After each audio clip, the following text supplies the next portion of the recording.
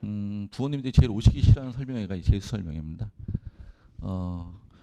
어느 학생도 재수를 원했던 학생들이 없기 때문에 근데 그래서 처음 들어오실 때는 약간 좀 표정이 우울하게 들어오신 분들이 많은데 근데 설명회 마칠 때쯤 되면 또 표정이 많이 밝아지셔서 나가십니다. 그러니까 들어보시면 재수 할만하구나, 여기도 사람 사는 곳이구나, 그리고 재수하면은 이런 결과가 나오는구나 보시면은 많이 놀라운 결과들이 많습니다. 그래서 1년 일한 시간과 그다음에 비용 뭐 이런 것들이 많이 투여되긴 하는데 그런 것들이 분명히 가치가 있을 만한 일이구나라는 것들을 좀 느끼실 수 있는 아마 설명이 되지 않을까 싶고요. 오늘 저희가 드린 정보 좀 많이 가져가셔가지고 또 도움되시기 바랍니다. 오늘 설명회는 간단하게 올해 이제 입시에서 이슈되는 얘기 좀 제가 잠깐 할 거고요. 그 다음에 저희 학원의 강북청소학원의 재수 프로그램이 어떤지, 소위 말해서 다른 학원들과 어떤 차별성이 있는지, 우리 학원만의 고유한 특징이 뭐가 있는지를 말씀을 드릴 거고요. 그 다음에 실제로 또 많이들 궁금하시는 게 이 학원 다니면 성적이 얼마만큼 오르나, 그리고 실제로 어떻게들 대학 가나 이런 것도 궁금해하실 것 같아서 그런 내용들 간략하게 말씀을 드리도록 하겠습니다. 일단 먼저 말씀을 드리면은, 그러니까 수능에서 이제 전형이 고3을 마치셨으니까 이제 전형이라는 걸 알 거예요. 수시 전형, 정시 전형 이렇게 아시고 계시죠? 근데 수시 전형, 정시 전형은 이제 고2 때는 대학교 하는 전형이 뭐야? 그럼 수시, 정시 이렇게만 얘기하시는 분들이 많은데 이제 고3을 마치셨으니까 전형이라는 게 수시가 하나로 끝나지 않는구나 걸 이제 아실 거예요. 뭐뭐 있죠? 교과, 학종, 논술, 특기자 전형. 그리고 거기에 수능 전형까지. 수능 전형을 우리가 정시 전형이라고 얘기하는데 대학교는 5개의 전형이 있다고 얘기를 합니다. 5개의 전형 중에서 어느 전형이 제일 많이 뽑을까요? 제가 5개의 전형을 했어요. 2개의 전형이 아니라. 2개의 전형이면 수시와 정시하면 수시 이렇게 되어 있죠. 근데 수시에는 4개의 전형을 우리 아이들 다 쓰지 못하잖아요, 사실은. 그러니까 5개의 전형 중에서는 그럼 뭐가 제일 많이 뽑을까요?라고 물어보면 그냥 전국의 대학이 4년 대학 197개가 있습니다. 전국에 4년제 197개 대학으로 얘기하면 제일 많이 뽑는 전형이 교과 전형입니다. 근데 저희 학원에 오시는 분들이 전국 197개 있는 대학, 저기 뭐 전남 무안에 있는 대학, 경남 통영에 있는 대학, 강원도 삼척에 있는 대학을 가시려고 오시는 분들이 별로 안 계세요. 저희 학원에 오신다 그러면 그래도 서울 소재 한 상위 15개 대학 안에는 가야지 라고 생각하시는 분들이 제일 많습니다. 그래서 그럼 그런 대학들은 어떤 전형이 제일 많이 뽑을까 한번 보도록 하겠습니다. 보시면 노란색이 전국 197개 대학이에요. 전국 197개, 지금 2026학년도 입시입니다. 이제 올해 돌아오는 입시. 전국 197개 대학으로 따지면 노란색에 제일 많이 뽑는 게 아까 교과 전형이라고 했죠. 45.14%. 근데 서울 소재 상위 15개 대학, 제가 대학교 이름을 말씀드리지 않겠습니다. 부모님들이 이제 뭐 보통 서영고 뭐 이렇게 쭉 해서 이름 불러보시면 아실 거예요. 상위 15개 대학을 하시면 빨간색입니다. 제일 많이 뽑는 전형은 뭐죠? 정시 전형입니다. 수능 전형.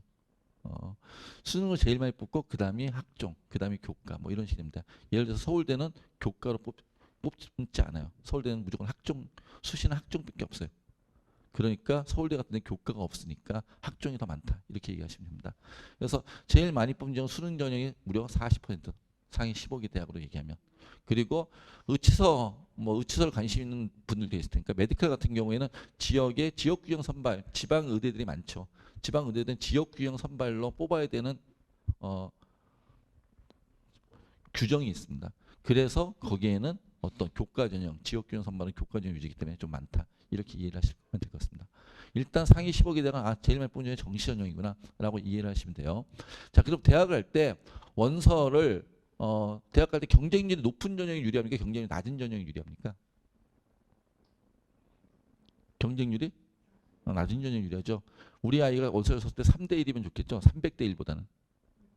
그러지 않나요? 300대 1 원하십니까? 3대 1이 좋을 겁니다.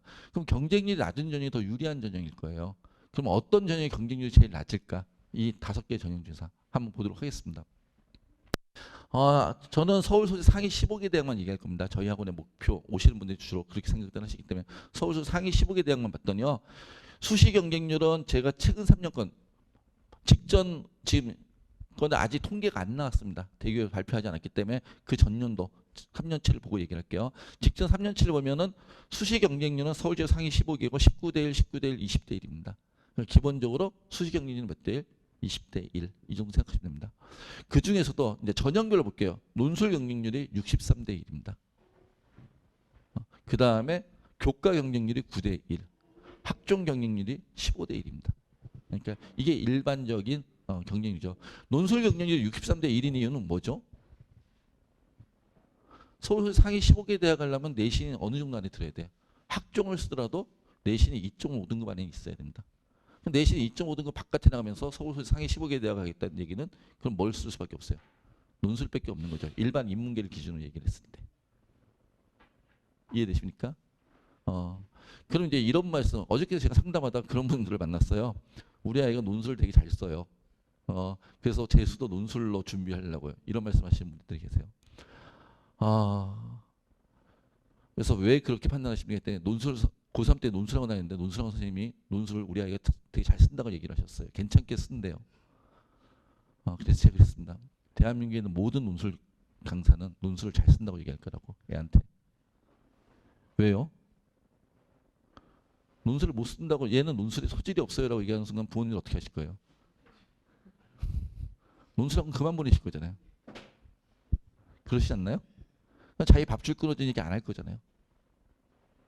그러니까 객관적으로 보셔야 된다고 말씀을 드린 겁니다. 하여튼 논술은 63대 1 이렇습니다. 그럼 정시 경쟁률은요? 정시 경쟁률은 평균 5대 1 정도 됩니다. 정시윤이 평균 5대 1. 이해되세요? 자, 그럼 뭐가 더 높아요? 뭐가 더 낮아요? 정시가 더 낮잖아요. 물론 정시는 원서를 3개만 쓰고 수시는 원서를 6개 쓰니까 2배수 해야지 이렇게 할 수도 있어요. 그럼 정시 그래도 10대 1이잖아요. 그러면 수시 경쟁률은 20대 1이니까 정시가 더 유리하죠. 그러지 않나요? 그런데 우리 부모님들 학교 선생님한테 뭐라고 말씀드렸어요? 우리 아이들은 수시로 대학 가야 돼. 수시가 유리해. 이렇게 얘기를 하셨죠. 그분들이 거짓말을 하셨을까요? 아니요. 그냥 앞에 말을 생략하셨어요. 어떤 말을? 수능 공부를 하지 않는 우리 학교 아이들은. 무슨 얘기인지 이해되시나요? 수능 공부를 하지 않는 우리 학교 아이들은 수시가 유리해. 근데 사실 그것도 잘못된 말이에요. 수능 공부를 하지 않는 우리 학교 아이들은 정시가 불리해요. 수능 공부를 하지 않는데 수시가 유리할 게 뭐가 있어요? 공부를 하지 않는데. 최저를 통과할 못할 확률만 더 높은 거지. 무슨 얘기인지 이해되시나요? 수능 공부를 하지 않는 우리 학교 아이들은 그냥 정시가 불리해요. 수시가 유리해가 아니라. 전년도에 저희 학원은 600명 학생들이 재수를 했어요. 저희가 한강 이북의 제일 큰 재수학원인데 600명 학생이 재수했는데 그중에 110명 정도 저희가 수시로 합격을 시켰어요. 저희가 합격시키는 수시 학교는 저희 지방에 있는 어떤 학교들이 아니에요. 꽤 괜찮은 학교들이에요. 그러면 저희가 꽤 많이 합격시켰잖아요. 거의 뭐 6분의 1 이상을 합격을 시키니까. 근데 저희가 합격을 많이 시키는 원인이 뭘까요? 수능 공부를 많이 시키니까.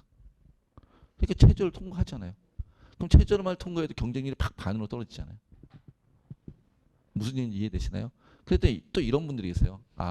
그럼 최저만 통과할 정도의 수능 공부를 시키면 되겠구나. 아니요. 최저만 통과할 정도의 수능 공부를 고3 때 했잖아요. 그 결과는?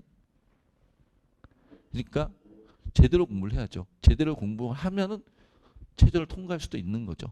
라는 말씀을 드리는 거고요. 혹시 여기는 이미 이제 버린 몸들이 와 있는 거고 동생들이 있으면은 수시건 정시건 뭐 하라고 해야 돼요? 수능 공부 하라고 하셔야 됩니다. 실제로 강남권에 있는 학교들은요. 강남권에 있는 학교들은 전교 제가 알기로는 20, 30등 바깥으로 나가면 다 수능 공부합니다. 물론 걔네들은 전교 1등도 수능 공부하죠. 왜? 목표 대학이 다르니까. 그러니까 목표 대학이 다르단 말은 20, 30등 안에 못 들어가면 이미 2등급, 3등급 바깥으로 내신이 나가니까 그러면 자기가 가고 싶은 대학을 못 간다는 걸 알고 있으니까 그럼 갈 수 있는 방법이 정시밖에 없으니까. 그래서 거기는 고3 아이들도 정시로 대학을 많이 가요. 뭘 하기 때문에? 수능 공부를 하기 때문에. 그러니까 걔네들은 수능 공부를 하니까 정시도 유리하고 수시도 유리한 거예요. 근데 수능 공부를 하지 않으면 정시도 불리하고 수시도 불리한 거죠. 근데 이걸 자꾸 착각하시는 분들이 계세요. 그래서 동생들이 있으면 꼭 수능 공부 시키십시오. 하여튼 뭐가 더 제일 유리한 전형이다? 정시가 제일 유리한 전형이다. 상위 15개 대학은 정시로 제일 많이 뽑고 정시 경쟁률이 제일 낮다. 라는 말씀 다시 한번 말씀을 드리고요. 이런 객관적 사실을 좀 알고 계셔야 됩니다. 그 다음에요. 올해 입시에 대해 잠깐만 말씀을. 올해 입시라고 얘기하는 작년도 입시. 이제 우리 친구들이 봤던 전년도 입시에 대해 잠깐 말씀을 드리면 전년도 입시 시험 문제 어려웠대요? 쉬웠대요? 네? 쉬웠다는 얘기 많이 들었죠. 쉽지 않았습니다. 보통 국어가 우리가 만점제 표점이 만점제 표준 점수라는 걸 이해하셔야 되는데 표준 점수라는 건 뭐죠? 평균을 100점으로 놨을 때 평균으로부터 거리입니다. 그래서 평균이 낮으면은 100점까지 거리가 멀어지잖아요. 이해되시나요? 평균이 50점일 때 100점까지 거리는 50점인데 평균이 40점일 때 100점까지 거리는 60점이 되는 거잖아요. 그래서 평균이 낮으면은 표점이 만점짜리 표점이 높다고 얘기합니다. 그래서 만점짜리 표점이 높으면 어려운 시험이야. 왜? 평균이 낮은 시험이니까. 이런 의미입니다. 그래서 국어 같은 경우에 보통 표점이 135점 전후, 135에서 138 이 사이가 나오면은 그냥 적절한 시험이라고 얘기를 해요. 그 다음에 만점짜리 표점이 140이 넘으면은 불수능이었다 얘기하고요. 만점짜리 표점이 150이 넘으면 핵 불수능이었다 얘기하고 만점짜리 표점이 130 아래로 내려가면 물수능이었다 이렇게 얘기를 합니다. 볼까요? 올해 만점짜리 표점이 139점이었습니다. 엄매 기준으로. 그러면은 적절한 시험이죠. 적절한 난이도보다 약간 어려운 시험. 이해되시나요? 불수능까지는 아니어도. 자, 그런데 왜 쉽다고 얘기하면 작년 시험이 핵불수능이었으니까. 이해되시나요? 오히려 2년 전에 비하면 더 어려워졌잖아요. 그래서 전년도에 비해서 이게 전년도 문제가 이상한 거예요. 사실은 핵불수능이었다는 게. 미적은요. 미적은 140점 전후하면은 그냥 적절한 시험이라고 얘기합니다. 그러니까 140점 전후 적절한 시험입니다. 그래서 그냥 평이한 시험이었다. 해마다 이 정도 시험이 제일 적절한 난이도였다고 이해하시면 됩니다. 그럼 우리 아이는 왜 점수가 안 나왔나요? 공부를 안 해서. 냉정하게 얘기하면 공부를 안 해서 점수가 안 나오죠. 시험 문제가 쉬워서 시험 문제 쉬우면 우리 아이한테 불리하나요? 쉬우면 다 맞추면 되죠. 시험 문제 어려우면 우리한테 불리하나요? 어려우면 우리 애만 못 봐요. 남들도 못 볼 텐데. 어차피 상대평가인데. 원점수 안 나옵니다. 성적표에. 다 상대평가 점수예요. 그러니까 그럼 시험 문제 쉽든 어렵든 우리 아이의 위치가 문제인 거지. 그러지 않나요? 그러니까 시험 문제 쉬워서 불리해서 어려워서 불리해서 아니요. 그냥 우리 아이가 위치가 잘못돼 있어. 왜? 공부를 안 해서. 그럼 어떻게 하면 돼요? 공부를 해서 성적을 올리면 되는 거죠. 공부 저희가 얼마나 하는지 이따 말씀드릴 겁니다. 자, 그 다음에요. 영어. 우리 친구들이 있잖아요. 영어가 절대평가예요. 국어, 수학, 탐구는 상대평가인데 그러다 보니 고3 올라와서 수능 공부할 때 영어를 공부를 참 많이 안 해요. 우리 친구들한테 제가 물어봅니다. 영어 언제 제일 열심히 했었니? 했더니 중3 때 제일 열심히 했대요. 중3 때 자사고 특목고 하려고. 그리고 중3 때는 다른 거 공부할 게 없으니까. 다른 과목보다 영어가 중요하니까. 중3 때 영어 공부를 제일 많이 했다고 그러더라고요. 고등학교 올라오면 다른 과목 상대평가인데 수능 공부할 때 영어는 절대평가니까 등한시하는 친구들이 많은데 영어 등한시하면 안 됩니다. 예를 들어서 연대 볼까요? 연대가 1등급이 한 사람은 166점이에요. 근데 1등급과 2등급 급간 점수죠. 급간 점수. 90점과 89점의 차이입니다. 원점수는 1점 차이인데 90점과 89점 차이가 1등급과 2등급은 8점 차이가 나요. 그 다음에는 2등급과 3등급은 몇 점 차이가 나요? 13점 차이가 나요. 그 다음에 20점 차이가 나요. 그러니까 급간 차이가 계속 벌어진다는 말씀입니다. 그러니까 1등과 2등과는 점수 차이가 크게 안 나는데 2등과 3등과 3등과 4등급은 대학에서 환산했을 때 점수 차이가 크게 벌어져요. 그래서 적어도 인서울 대학을 가겠어. 그럼 영어는 몇 등급 안에 들어야 돼요? 3등급 안에 들어야 됩니다. 연대를 가겠어. 그럼 적어도 몇 등급 안에 들어야 돼요? 2등급 안에 들어야 됩니다. 라는 말씀을 드리는 거예요. 그러니까 영어 공부도 소홀히 하면 안 된다 라는 말씀을 드리는 거고요. 그러니까 영어 공부 안 했던 친구들은 매일 영어 공부 하셔야 되고 저희 같은 경우 영어 단어 시험도 주중에 일정하게 보고 하여튼 영어 공부를 시킬 겁니다. 자, 그 다음에 올해 이슈 제일 큰 이슈가 이겁니다. 사실은 전년도에 어떤 일들이 발생했냐면 자연계 학생들도 사탐을 해도 자연계를 갈 수 있대. 이런 몇 개의 대학이 있었어요. 작년에는 올해만큼 많지 않았어요. 몇 개의 대학만. 몇 개 대학, 예를 들어서 연대라든지 경희대라든지 뭐 이런 몇 개의 대학들이 자연계를 갈 수 있어. 사탐을 해도 물론 가산점이란 건 있지만 이렇게 했어요. 그랬더니 작년에 일부 사탐론이 발생했어요. 일부 사탐론이 발생하면서 물화생지가 보시면 아시겠지만 그 전년도에 비해서 인원들이 확 줄었어요. 보이시죠? 과탐원들의 인원이 줄어든 거. 예를 들어서 화원이 58,000명에서 44,000명으로 무려 14,000명이 줄었고 세원이 14만 7천 명에서 12만 9천 명으로 역시 1만 8천 명이 줄었고 지휘과학이 15만 6천 명에서 14만 2천 명으로 1만 4천 명이 줄었어요. 시험 보는 응시 인원이. 그런데 늘어난 건 뭐죠? 생윤, 윤사, 한지, 사회문, 정법. 사탐이 늘어났어요. 올해는 이게 더 가속화될 것 같은가요? 아니면 이게 이런 현상이 사라질 것 같은가요? 올해는 이게 엄청 가속화될 것 같습니다. 사실. 제가 올해 입시 상담을 하다 보니까, 그러니까 입학 상담, 재수반 입학 상담을 하다 보니까 이거에 대해서 물어보시는 분들이 워낙 많으시더라고요. 그래서 이건 좀 제가 따로 주제를 좀 정리를 했습니다. 여기서도 관심 있으신 분들이 계실 테니까. 그러면 이렇게 옮기면 유리할까요, 불리할까요? 이게 사실 핵심이죠. 이제 유리한지 불리한지를 말씀을 드릴게요. 일단은 옮겨도 되는데 이제 제도적으로 막지 않습니다. 제도적으로 사탐을 했는데 자연계를 지원하지 못해. 란 대학은 몇 밖에 없어요? 서울대. 서울대는 과탐을 해야지만 자연계를 지원할 수 있습니다. 근데 일단 그걸 하기 앞서가지고 먼저 제가 좀 이 얘기를 먼저 할게요. 기본 지식. 자, 만점제 표점이 작년에 올해 제일 어려웠던 시험이 뭐죠? 만점제 표점만 봤을 때. 시험이 어려운 평균이 낮아지고 그런 표점이 올라간다 했어요. 올해는 제일 어려웠던 시험이 생윤과 윤사예요. 77, 74이 만점제 표점이잖아요. 맞죠? 근데 참 옮겨간다고 하면서 있잖아요. 옮겨간다면서 생윤과 윤사를 옮기시겠다 하시는 분들이 꽤 있어요. 그래서 왜요? 하고 이유를 제가 물어봤어요. 했더니 표점이 유리해서요. 이 말씀 하시더라고요. 표점이 77, 73이니까 올해 유리하죠. 올해 만점제 표점이 제일 낮은 게 뭐였죠? 하원. 하원이 65였어요. 그런데 전년도는 어땠어요? 그 전년도에는 만점제 표점이 제일 낮은 게 생윤과 윤사예요. 이해되시나요? 그러니까 한 해 보고서 난이도를 평가할 수 없다는 뜻이에요. 한 해 보고서 이게 쉬웠어 어려웠어 얘기할 수 없어요. 왜? 교육과정평가원이 이 17개 과목의 난이도를 못 맞춰요.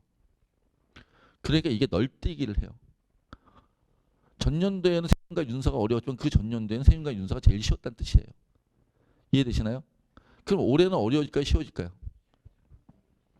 보통 해거리를 합니다. 그러니까 이게 왜 이런 일이 발생하냐면 이때 너무 어려웠어. 보세요. 그 전년 2년 전에는 72, 72 세윤과 윤사가 제일 어려웠어요. 여기 어렵대 애들이. 그러니까 조금만 쉽게 내야지. 조금만 쉽게 내는 게 너무 쉽게 나온 거죠. 다시 조금만 어렵게 내야지. 그 올해는 어떤 생각을 하실까요? 출제하신 분들이. 조금만 쉽게 내야지. 그럴 확률이 높죠. 해거리를 많이 하니까.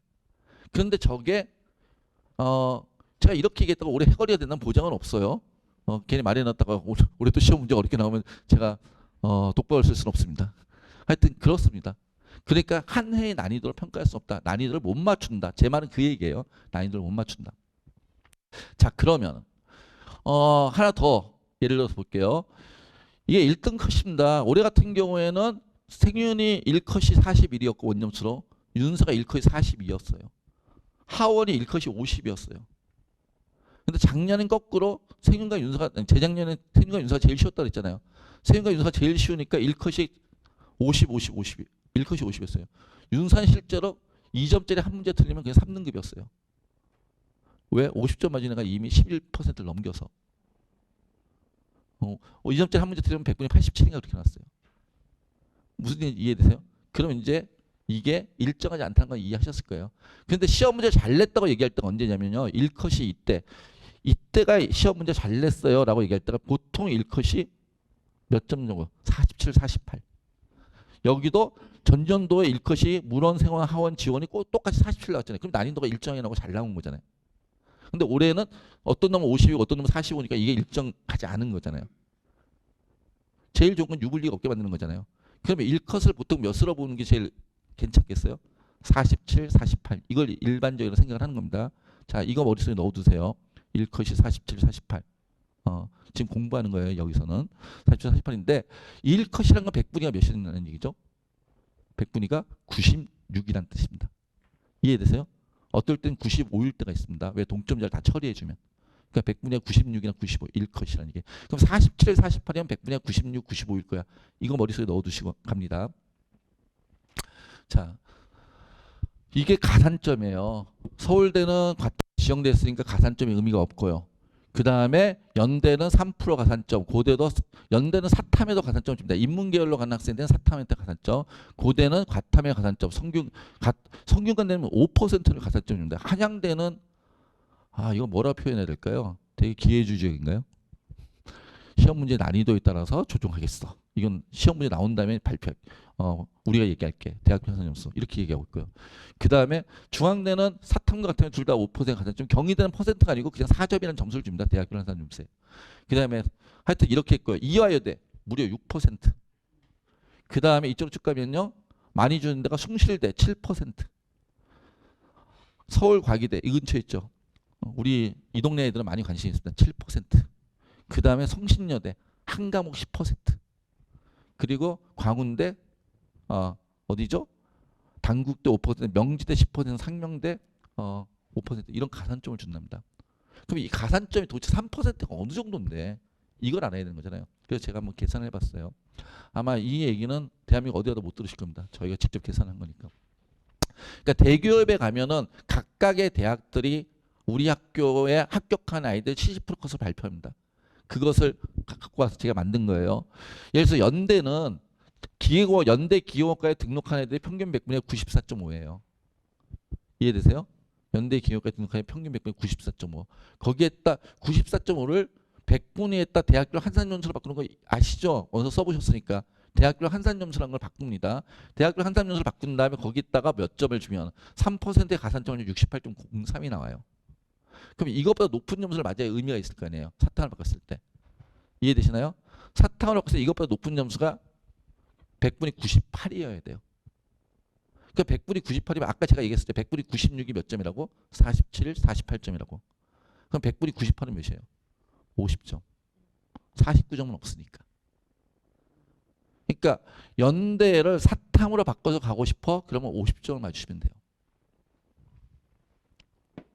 그럼 과탐으로는요? 과탐으로는 한 44점 정도 맞으면 돼요. 과탐으로 44점 맞으면 된다는 얘기는 3점짜리 두 문제를 틀릴 수 있다는 뜻이에요. 3점짜리 두 문제 여유를 과탐은 가질 수 있어. 근데 사탐은 50점 맞아야 돼. 자, 다음 대학 볼게요. 이번 성균관대입니다. 성균관대는 아까 몇 퍼센트 가산점이었죠? 5% 가산점이었어요. 성균관대 공학계열, 성균관대를 대표하는 공대 공학계열의 점수를 봤더니 평균 100분이 93.5였어요. 합격자의 평균 100분위가. 그럼 평균 100분이 93.5를 집어넣으면 여기 68.80. 거기에 또 5%의 가산점이면 68.80이 돼요. 그럼 거기에다가 그럼 이거보다 높은 점수 맞아야지 성대 공대를 갈 거 아니에요. 사탄학과에서. 그럼 사탄학과는 100분위가 68.80보다 높은 점수가 없어요. 100분이 100을 맞아도. 무슨 이해되세요? 그러니까 성균관대는 그나마 100분이 100을 맞으면 비벼볼 수 있죠. 그나마 100분이 100을 맞으면 비벼볼 수 있다. 즉 50점을 맞으면 비벼볼 수 있다. 사탐. 그 다음에 중앙대는 아까 몇 퍼센트였죠? 5%였어요. 5% 중앙대 공대, 중앙대 기계공학과 합격한 애들의 최초 100분위가 몇이냐? 91.7이에요. 그럼 91.7이 여기죠. 걔네들의 딱 5%의 가산점을 좀 69.13이 나와요. 69.13을 보다 높은 사탐 점수는 100분이 99. 몇 점 맞으면 돼요? 50점. 과탐으로는 몇 점까지 가능한데? 한 41점. 한 4문제까지 여유가 있는데 사탐으로는 50점. 그러니까 5%라는 게 그런 숫자예요. 경희대는 아까 퍼센트가 아니고 4점 가산점을 준댔어요. 4점 가산점. 경희대는 4점 가산점을 주니까 평균 100분위가 89.5예요. 합격한 아이들. 89.5를 거기다가 89.5 여기다가 4점의 가산점을 주면 67.82가 돼요. 그럼 67.82보다 높은 게 뭐라고요? 사탐은 68.1이 나와야 되니까 그럼 100분이 몇이에요? 98. 100분이 98이 몇 점이라고 했어요? 50점. 자, 시립대도 거의 비슷한 얘기예요. 자, 지금 제가 계속 이런 얘기 하는 이유가 무슨 뜻이에요? 바꾸지 말라예요? 바꾸셔도 돼요, 사탐으로. 근데 알고 바꾸시라고. 그래야 몇 점 맞는 공부를 할 거니까. 50점 맞는 공부를 할 거니까. 그러니까 바꿔서 중앙대, 경희대 이상을 가고 싶잖아요. 중경 외시 이상을 가고 싶잖아요. 그럼 사탐 몇 점 맞아라? 50점 맞아라. 그 얘기하는 거예요, 저는. 바꾸지 말라는 뜻이 아닙니다. 그냥 정보는 알고 바꾸셔야 된다. 그 얘기를 하는 겁니다. 대학들 쭉 많이 있지만은 다 할 수 없으니까 제가 이 근처에 있는 과기대까지만 하겠습니다. 과기대. 과기대 기계자동차학과 최초 등록자의 평균 몇 분이면 83.83이에요. 과탐으로. 83.83이니까 한 이쯤 있네요. 그러면 얘에다가 7%의 가산점을 64.2, 65.27, 64점 몇이 나와요. 그럼 거기에다가 이것보다 높은 백분위가 그러면 평균 백분위 95, 92, 뭐 생유는 92, 사무는 95 해서 이 정도 나오는 것 같아요. 그러면 자, 이 정도 나온다는 얘기는 그럼 여기는 이제 약간 중경외시 이상이었고 여기는 어디니까 서울 과기되니까 그럼 사탐으로 몇 점 정도 맞으면 된다는 얘기예요. 45점 정도. 과탐으로 몇 점 맞으면 되는데 과탐으로는 48점 정도, 아니 38점, 39점 정도. 그럼 몇 문제 차이가 계속 나고 있어요. 39하고 40이니까 3점짜리 두 문제 차이가 계속 나고 있죠. 이해되시나요? 그럼 이제 느낌이 오실 거예요. 어떤 느낌이? 내가 과탐으로 공부하는 것보다 사탐으로 공부하는 게 두 문제 이상을 더 맞출 것 같아. 그러니까 6점을 원점수에 더 획득할 것 같아. 그러면 사탐으로 바꾸는 거예요. 이해되시나요? 그래야지 의미가 있잖아요. 바꾼 게 의미가 있어야죠. 바꿨는데 과탐이랑 똑같은 점수를 맞으면 의미가 없잖아요. 어차피 그 대학을 못 갈 거니까. 무슨 얘기인지 이해되시나요? 그러니까 바꾸셔도 되는데 그런 의미는 알고 바꾸시라고요. 사탐을 바꿨을 때 과탐이랑 6점 정도의 차이가 벌릴 수 있을 거예요. 3점짜리 두 문제 또는 2점짜리 세 문제를 더 맞출 수 있을 것 같아. 그럼 바꾸셔도 됩니다. 그 다음에 중경외시 이상을 가고 싶어? 그러면 몇 점 맞아야 돼? 사탐을 바꾸면? 중경외시 이상을 맞고 인문계열 가는 건 문제 없어요. 사탐을 바꾸지 인문계열 가는 건 지금 얘기가 논의거리가 아니에요. 사탐을 바꿔서 자연계열로 가고 싶어. 중경외시 이상이에요. 그럼 몇 점을 맞아야 돼요? 50점. 아니면 실수로 한 문제 2점 정도 틀리는 거. 실력으로 3점짜리 틀리는 게 아니라 실수로 한 문제 2점짜리 틀리는 거 정도 하셔야 됩니다. 이해되십니까? 이런 걸 아시고 바꾸셔야 된다. 근데 이런 걸 모르고 바꾸는 분들이 너무 많아가지고 그냥 대략 사탐이 공부하기 편하다는데요. 근데 세상은 공평하잖아요. 우리 여기 아버님 어머님 다 아시잖아요. 세상이 얼마나 공평해요. 과정이 편한데 결과까지 편해요? 과정이 편하면 원서 쓸 때 어려운 거죠. 그러니까 공평한 거 아닙니까? 과정이 어려우면 원서 쓸 때 쉬운 거고. 그런 의미예요. 그래서 그러니까 과정도 쉽고 원서 쓰기도 쉬우면 세상 사람 다 그리로 하겠죠. 우리 아이한테만 유리하지 않습니다. 우리 아이한테만 유리한 전형은 없어요. 세상에 가끔 그런 말씀들 하시는 분인데 우리 아이한테 유리한 전형 지름길을 찾아주세요 막 이러신 분도 계신데 지름길은요 일반적으로 넓은 길을 지름길이라 그래요? 좁은 길을 지름길이라 그래요? 좁은 길이잖아요. 지름길은 좁은 길이에요. 앞에 장애물 하나만 있으면 갈 수 없는 길이에요.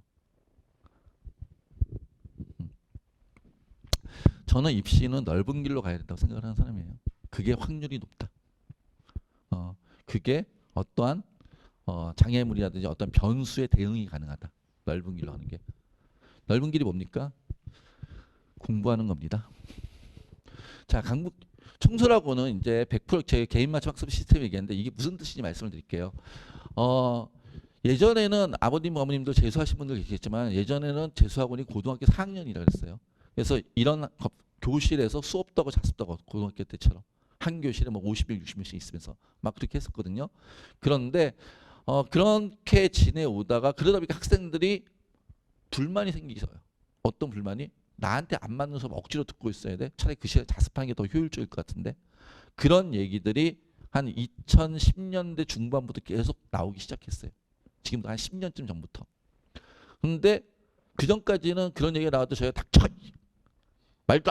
뭐 그러면서 했었어요. 근데 학생들이 점점 개별화되면서 이제 그런 목소리가 계속 나오는데 그런 것도 무시할 수 없다라고 저희가 판단하기 시작했어요. 저희 청소학원 계열에서는. 그래서 저희가 한 2년간 준비하고 연구하다 그때 제가 TF 팀장이었었는데 만든 게 100% 개인 맞춤 학습 시스템으로 만든 거예요. 그래서 학생 개별화 시켜서 공부를 하자. 개별적으로 학생들에 다 맞춤식으로 맞춰서 학습을 시키자. 라고 만든 게 저희 이제 현재 청소년원 시스템이고요. 이걸 저희 청소년원 쭉 하고 있었는데 한 저희가 2019년부터 했으니까 벌써 6년, 7년째 이제 8년째가 7년째 했죠. 그리고 이제 6년, 7년째가 이제 8년째가 돼갈 것 같은데 그랬더니 이제 다른 학원들이 청소년원이 저런 게 해서 효과가 좋은가 봐. 그래서 이제 흉내를 내고 있어요. 그래서 올해부터 뭐 이런 걸 하겠다는 학원도 있고 막 그래요. 지금까지 안 하다가. 근데 어찌됐거나 저희는 6, 7, 8년 했으니까 이제 상당히 고도화되어 있고 프로그램이 안정돼 있죠. 시스템이. 어떻게 안정되는지 말씀을 드릴게요. 일단 이런 프로그램을 왜 생각했는지부터 얘기를 할게요. 예전에는요. 이 친구들 반별로 편성해서 반별 시간표로 반별로 수업할 때는 얘네들이 다 같은 반이었어요. 반을 어떻게 편성했어요? 평균 등급을 편성할 거 아니에요. 평균으로. 평균을 편성했더니 A는 국어는 1이고 수학은 5고 영어는 3이고 B는 국어는 3이고 수학은 1이고 영어는 5인데 둘 다 3등급이에요. 평균 성적이. 근데 같은 반에 편성을 했단 말이에요. 실제로. 저희도 10년 전까지는. 같은 반에 편성했더니 A는 그 같은 반에 편성했으니까 들어간 선생님들 다 이 기준으로 수업을 할 거 아니에요. 3등급에 맞춰서. 3등급에 맞춰서 수업을 하다 보니까 A는 영어는 괜찮은데 국어는 너무 쉬워. 수학은 하나도 못 알아듣겠어. 어려워서. 이런 문제가 발생하는 거죠. 그래서 애들이 저는 국어 수학 저 수업 안 들으면 안 돼. 차라리 자습하면 좋겠어요. 근데 그 전까지 10년 전까지 닥쳐. 이랬단 말이에요. 들어. 근데 이건 이제 저희가 10년 전부터 깨달았죠. 우리가 학생들한테 못할 짓을 하고 있구나. 그리고 수학을 A라는 애하고 B라는 애하고 같은 평균 등급, 평균이 같다 해서 A하고 B가 같은 수업을 듣는 게 말이 돼? 말이 안 된다는 걸 저희 스스로 인정한 거예요. A랑 B는 서로 다른 수업을 들어야지. 같은 반이와 같은 수업을 듣기 위해서 안 돼. 이게 저희가 생각하는 100% 개인 맞춤 시스템의 시작이에요, 사실은. 그리고 여기서 한 발 더 나가서 이제 여기까지 흉내내서 올해부터는 여기까지 흉내에 쫓아오는 학원들이 있더라고요. 근데 저희는 여기서 한 발 더 나갔죠, 사실은. 한 발 더 나간 게 뭐냐면은 수원이 있잖아요. 수원이 몇 문제인지 아세요? 몇 점 만점인지 아세요? 100점 만점에? 잘 그런 거 생각 안 해보셨죠?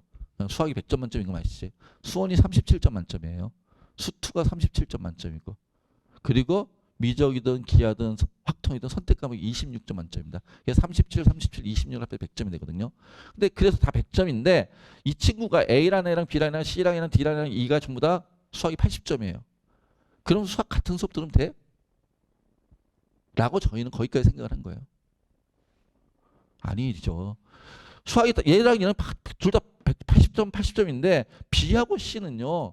B는 수원을 못하고 수투 미적을 다 맞아서 80점이네고 C는 수원은 잘하는데 수투 미적이 딸려서 80점이에요. 무슨 얘기 이해되세요? 그러면 수원 수업을 얘랑 같이 들으면 돼요? 안 되죠. 같은 80점이라도 B는 수원을 개념 수업 들어야 되고 C는 수원을 심화 수업 들어야 되죠. 마찬가지로 미적을 보면은 같은 80점이잖아. B는 수원 미적을 어떤? 심화 수업 들어야 되고 C는 미적을 개념 수업 들어야 되잖아요. 이렇게 같은 과목 안에서도 같은 점수라고 할지라도 학생들의 단원별 진도별에 따라서 또 난이도가 다를 거 아니에요. 학습 수준이 다르고 이런 것들을 반영해야 된다. 이게 저희가 생각하는 100% 개인 맞춤 시스템의 시작이에요. 왜 이걸 만들었는지를 먼저 설명을 드리는 거예요. 서로 다른 수업 들어야지. 서로 다르게 공부해야지. 자, 그러면은 그걸 어떻게 구현해냈는가? 이런 얘기예요. 어떻게 구현했을까? 그러니까 저는 이런 말씀을 드리고 싶어요. 어디든지 가서 있잖아요. 어디든지 가서 개인 맞춤 학습해요라는 얘기는 들으실 수 있어요. 할 수 있어요. 그럼 그거라고 구체적으로 무엇을 하고 있니? 학원에서 물어보셔야 돼요. 어떤 준비를 하고 있고 어떻게 실현되고 있니? 저희는 어떻게 준비하고 어떻게 실현하는지 말씀을 드릴게요. 그러니까 100% 개인 맞춤 학습을 한다는 얘기가 어떤 친구는 기본 수업이 필요한 친구가 있을 거고 진도별로 어떤 친구는 진도별로 개념 수업이 필요한 친구가 있을 거고 어떤 친구는 진도별로 심화 수업이 필요한 친구가 있을 거 아니에요. 과목별로가 아니라. 무슨 얘기인지 이해되시나요? 같은 과목 내에서도. 그럼 그런 것들 구별해서 학생한테 맞춰서 수업을 진행을 해야 돼. 그러기 위해서 저희는 수업을 엄청 많이 개설을 해요. 받으신 거 보면 이런 게 있을 거예요. 저희가 1년에 5번의 시즌이 진행되는데 매 시즌마다 이런 걸 먼저 나눠줘요. 저희가 강좌 안내문이라고 해요. 이거 맨 첫 페이지 표시면 100개의 수업들이 지금 저희가 2월 24일부터 시작하는 건 98개의 수업이 개설을 하는데 한 시즌마다 거의 100개 정도의 수업들을 개설을 해요. 수업 시간표가 있고요. 그 다음 페이지 한 페이지 넘겨보시면 뭐가 있나요? 어느 선생님께서 몇 등급 학생을 대상으로 어떤 단원의 수업을 무슨 교재로 할 거야. 이런 것들 저희가 구체적으로 정보를 다 오픈을 해요. 그러면 이런 것들을 만드는 게 언제 만들까요? 이미 2월 24일 날 하잖아요. 1월 24일 날 저희가 이걸 다 만들어요. 한 달 전에. 그래야지 학생들과 미리 상담하면서 학생들 맞는 수업 시간표를 짜줄 수가 있으니까. 개강날 이 시간을 짤 수는 없으니까요. 무슨 얘기 이해되시나요? 그럼 한 달 전에 이런 걸 한 학원과 이런 게 준비가 안 돼 있는 학원 다른 거죠. 똑같이 맞춤 수업을 한다고 할지라도. 학생들을 맞춰줄 수 있는. 자, 그래서 이런 것들을 주고 이것들을 이용해서 우리 학생들이 이걸 보고서 자기한테 필요하다 생각하는 수업들을 수강 신청하는 거예요. 이해되시나요? 자, 수강 신청 어떻게 하는지 볼게요. 이런 식으로. 근데 학생들한테만 수강 신청을 맡기잖아요. 학생들한테 그냥 이것만 줘서 우리 학생이 이거 시간표 짜세요라고 얘기하면 학생은 시간표 제대로 짤까요? 못 짤까요? 못 짜요. 제대로 짤 줄 알면 이미 대학 갔어요. 재수하러 안 와요. 잘 못 짜는 경우가 대부분이에요. 왜? 자신에 대해서 좀 덜 객관적이고 우리 선생님들 중에 어떤 분이 또 자기한테만 잘 모르니까. 그리고 또 하나는 학생들은 필요한 수업을 안 듣고 좋아하는 수업만 들으려고 그래요. 대학을 가려면 필요한 수업을 들어야 되는데. 무슨 얘기인지 이해되시나요? 독재한 애들이 실패하는 이유예요, 그게. 필요한 수업, 좋아하는 것만 하려고 하니까. 그리고 또 하나는 부족한 것만 하겠다고 하고. 사실은 부족한지 안 부족한지도 모르면서 본인이 안다고 생각하는 건 항상 틀리잖아요. 그러니까 학생들을 객관적으로 평가를 해야 돼요. 그래서 저희는 입학하기 전에 모든 학생을 대해서 진단평가하는 테스트를 먼저 진행을 해요. 국어, 수학, 영어를 시간 제한 없이 풀 수 있을 때까지 풀어보라고 얘기를 하는 거예요. 여기 계신 분들이 혹시 이제 2월 24일 내일 모레부터 저희 개강하니까 그날부터 저희 학원에 학생을 보내시겠다라고 생각을 하시면은 오늘 내일 중으로 진단평가를 보셔야 돼요. 그리고 왜냐면 입학한 날 1교시부터 수업을 바로 시작해야 되기 때문에 그리고 나서 이 결과를 가지고 담임 선생님하고 미리 만나요. 미리 만나서 앞으로의 학습 계획도 의논하고 수업 시간표도 의논하고 짜는 거예요. 그래서 누구는 국어 중심, 누구는 수학 중심, 누구는 개념 중심, 누구는 심화 중심 뭐 이런 식으로. 이해되시나요? 이렇게 수업 시간표를 짜요.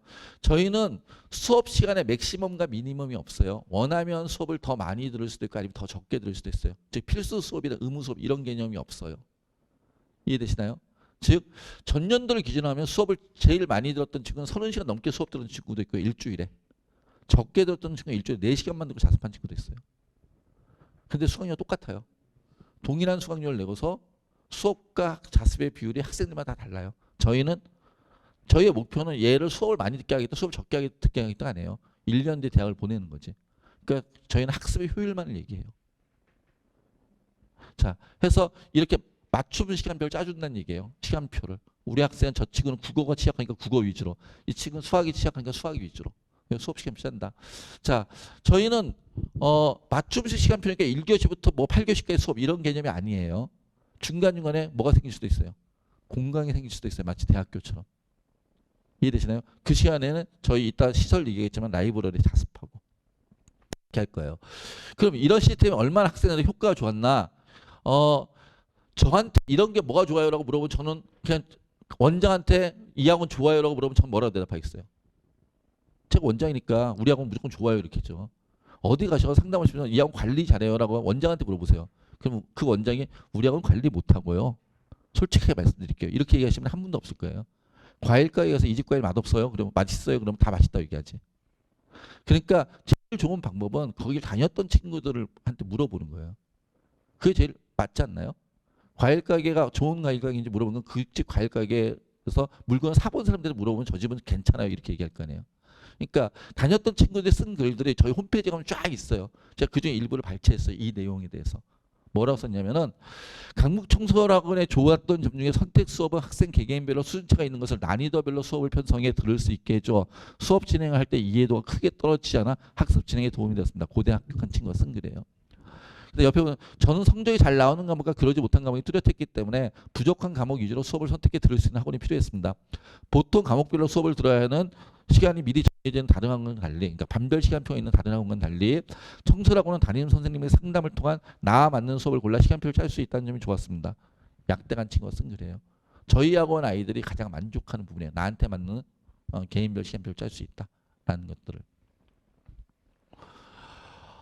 저희는 또 한 발 더 나가서요. 보통 학원들이 안 하는 걸 하는 것들이 몇 가지 더 있죠. 저희 같은 경우에는 저렇게 은은하게 수업 시간표를 짜니까 학생한테 맞춰주는 거예요. 학생한테 전 선택자라고 얘기하지 않아요. 100% 선택자라 표현하잖아요. 100% 맞춤 학습이라고 얘기하지.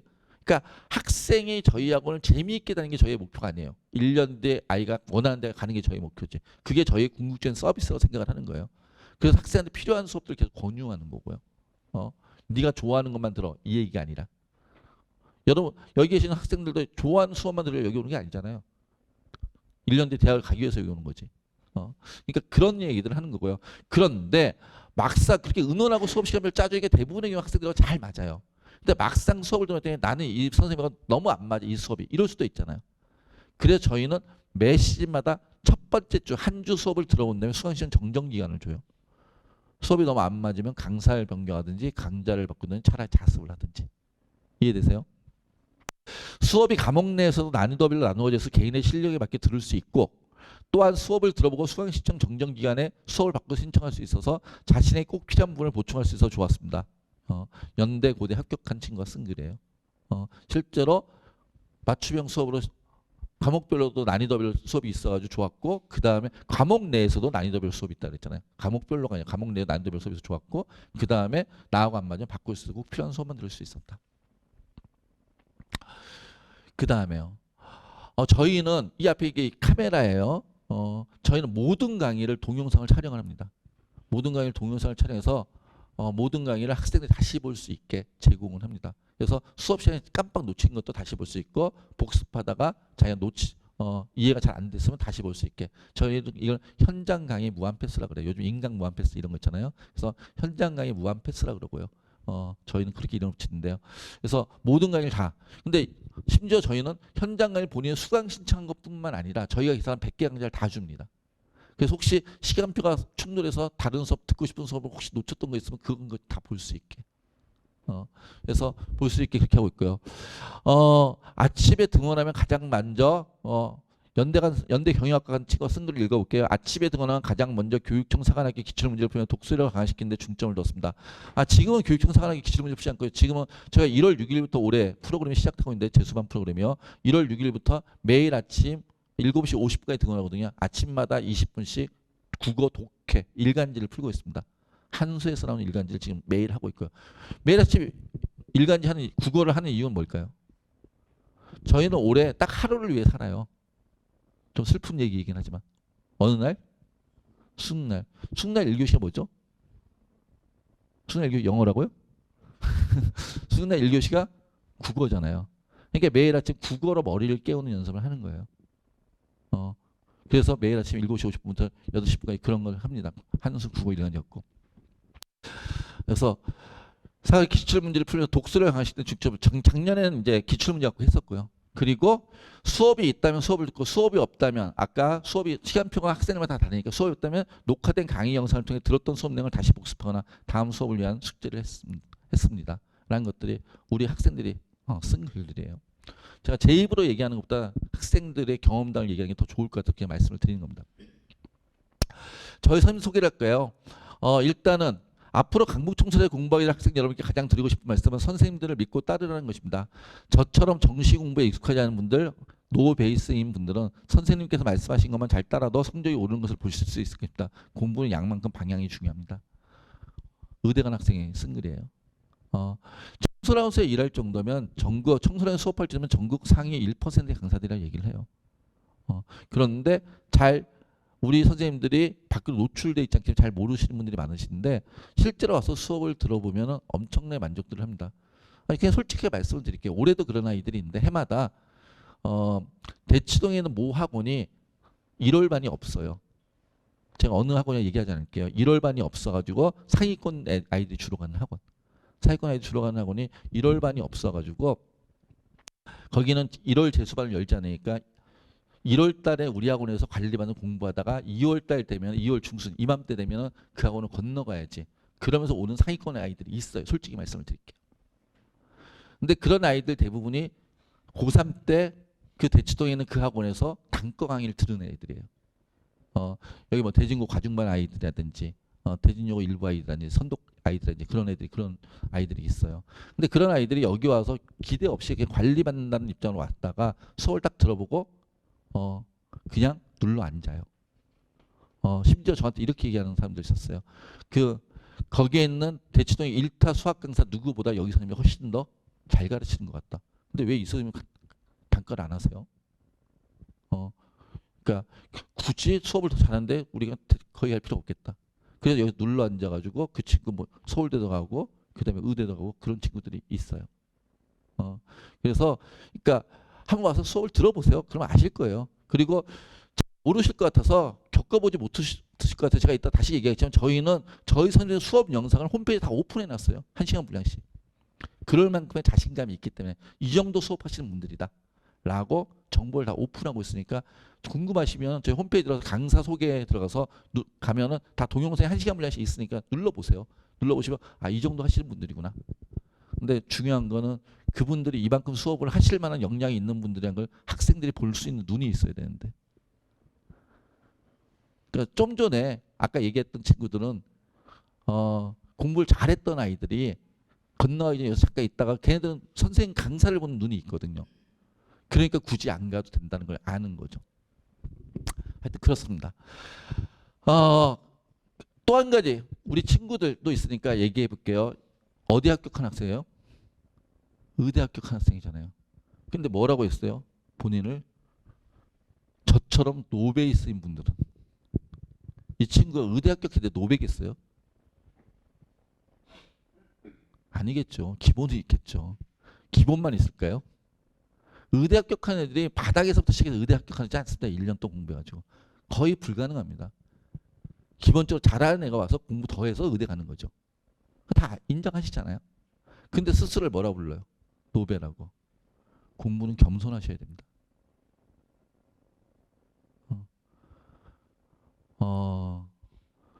대한민국에 수학 1등급 맞는 친구가 엄청 많습니다. 내가 수학 1등급이라고 저 수학을 잘한다고 생각하면 곤란합니다. 예전에 제가 가르쳤던 아이 중에 진짜 수학을 잘하는 애 있었어요. 저보다 수학을 잘하는. 저는 수학 강사 출신이에요. 저는 수학 강사 출신인데 강사보다 잘하는 학생들이 있어요. 수학이란 과목은. 원래 뛰어난 수학자는 20세 이전에 다 나온다 그래요.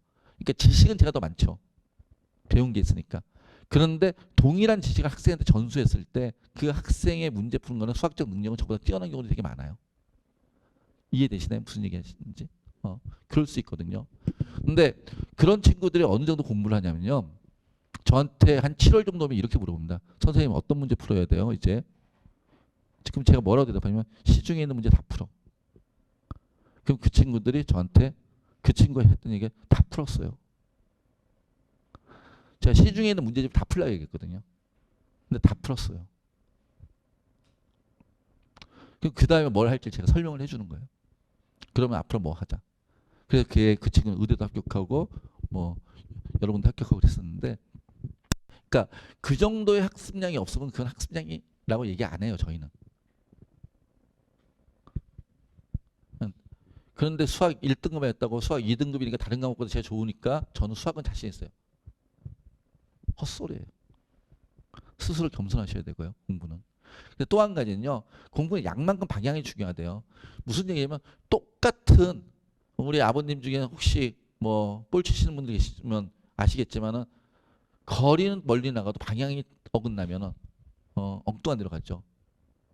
마찬가지로 공부는 양만큼 방향이 중요해요. 근데 우리 친구들 제가 상담하다 보면 방향 없이 공부하는 친구들이 되게 많아요. 특히나 뭐 성적이 떨어지는 친구들 같은 경우 열심히 했대. 열심히 했는데 지금 해야 될 거 안 하고 이상한 거 하고 있는 거죠. 그러니까 필요한 양을 필요한 방향으로 잡아가야 돼요. 공부라는 것들은. 근데 방향이 어긋나면은 이쪽으로 가야 되는데 이쪽으로 똑같은 힘으로 가면 더 멀리 갈 뿐이죠. 그래서 근데 그 방향을 누가 결정해줘요? 누가 알아요?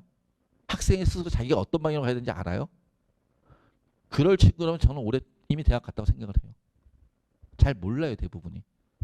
그래서 또 누구랑? 선생님이랑 상담을 해야죠. 저희 선생님들은 과목별 상담을 다 해주십니다. 학생이 저 선생님 공부 어떻게 학습법 상담 좀 해주세요 라고 얘기하는데 안 해주신 분들이 없습니다. 저하고 다 해주기로 약속했고 실제로 다 해주시니까 그런 학습법을 알고 지금 무엇을 할 줄 아는 게 대단히 중요합니다. 공부는. 그리고 부모님이 제일 많이 하시는 말씀. 우리 애는 숫기가 없어가지고 자발적 와서 얘기 안 할 것 같은데. 그 말씀 저한테 그러면 어떻게 해주나요? 1. 자발적으로 해야 됩니다. 1. 절박하지 않으니까 숫기가 없는 거예요. 절박하면 가서 얘기할 거예요. 그런데 그럼에도 불구하고 안 하는 친구들이 있어요.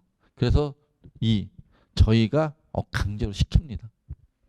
다니는 선생님들이 정말 이 학습법 상당히 필요한 친구들 같은 경우 붙잡아가지고 감옥별 선생님들 다 연결을 시켜줍니다. 너무 걱정하지 않으셔도 될 겁니다. 자, 그 다음에요. 저희 선생님들에 대한 얘기, 강북청소년 현장 강의는 인강 혹은 독학으로는 절대 얻을 수 없는 몰입력과 집중력을 가지고 있다는 것을 느꼈습니다. 선생님들께서 모두 잘 가르치고 나눠주시는 프린트도 퀄리티가 높으니 현장 강의에 최대한 많은 것들을 얻어가셨으면 좋겠습니다. 저희하고는 어떻게 한댔죠? 100% 개인 맞춤 학습 시스템을 했어요. 그럼 학생의 선택제예요. 선생님과 의논해가지고. 저희가 최대한으로 학생이 필요한 걸 권유해 주는 거예요. 근데 결국은 최종 결정은 학생이 할 거예요. 난 이 수업을 듣고 싶어요. 아니면 수업을 들었다가도 아까 뭐 할 수 있다 했죠? 수업을 들었다가도 아까 정정할 수 있다 그랬어요. 그럼 100명이 앉아있다가도 아니면 50명이 앉아있다고 다음 주에 다 이 수업이 마음에 안 들면 다 어떻게 해요? 빠져나가 몇 명이 나올 수도 있어요. 0명이 될 수도 있어요. 학교랑 달리. 그러니까 저희 강사들은 선생님들은 어떤 압박감을 느껴요?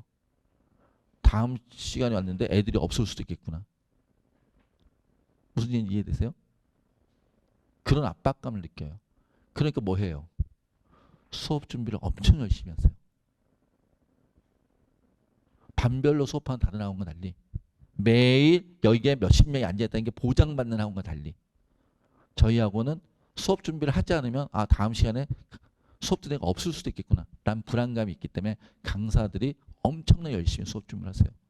그리고 나눠주는 프린트도 엄청 신경을 쓰세요. 왜? 옆에 강사랑 같은 과목 옆에 강사랑 비교가 되니까. 무슨 얘기인지 이해되시나요? 그러니까 원래 훌륭하시고 수업을 잘하시고 능력 있는 분들이 여기 오시는데 여기서 계속 버티시는 분들은 그런 것들 살아남으시는 분들이에요. 그러니까 당연히 수업의 강의력에 대해서는 저희가 보장할 수 있고요. 강의력은 엄청나게 좋을 수밖에 없습니다. 프린터 퀄리티가 좋을 수밖에 없고요. 그런 분들이 수업을 하신다. 자, 그리고 아까 얘기했던 거요. 공부하다 궁금한 내용도 생길 수 있잖아요. 공부하다 궁금한 내용도 생기면 수업 시간에 질문했을 때 수업의 1대1 질문도 저희는 언제든지 가능해요. 수업 내용에 대한 질문은 수업을 하셨던 선생님을 찾으면 언제든지 질문이 가능하고요. 수업 내용 이외에 자습하다고 질문할 게 있을 수 있잖아요. 뭐 기출문제를 푼다든지 EBS 교재를 푼다든지 그런 질문을 받기 위해서 저희는 수업을 직접 가르치시는 국어, 수학, 영어 선생님들이 매일 조를 짜서 남아 계세요.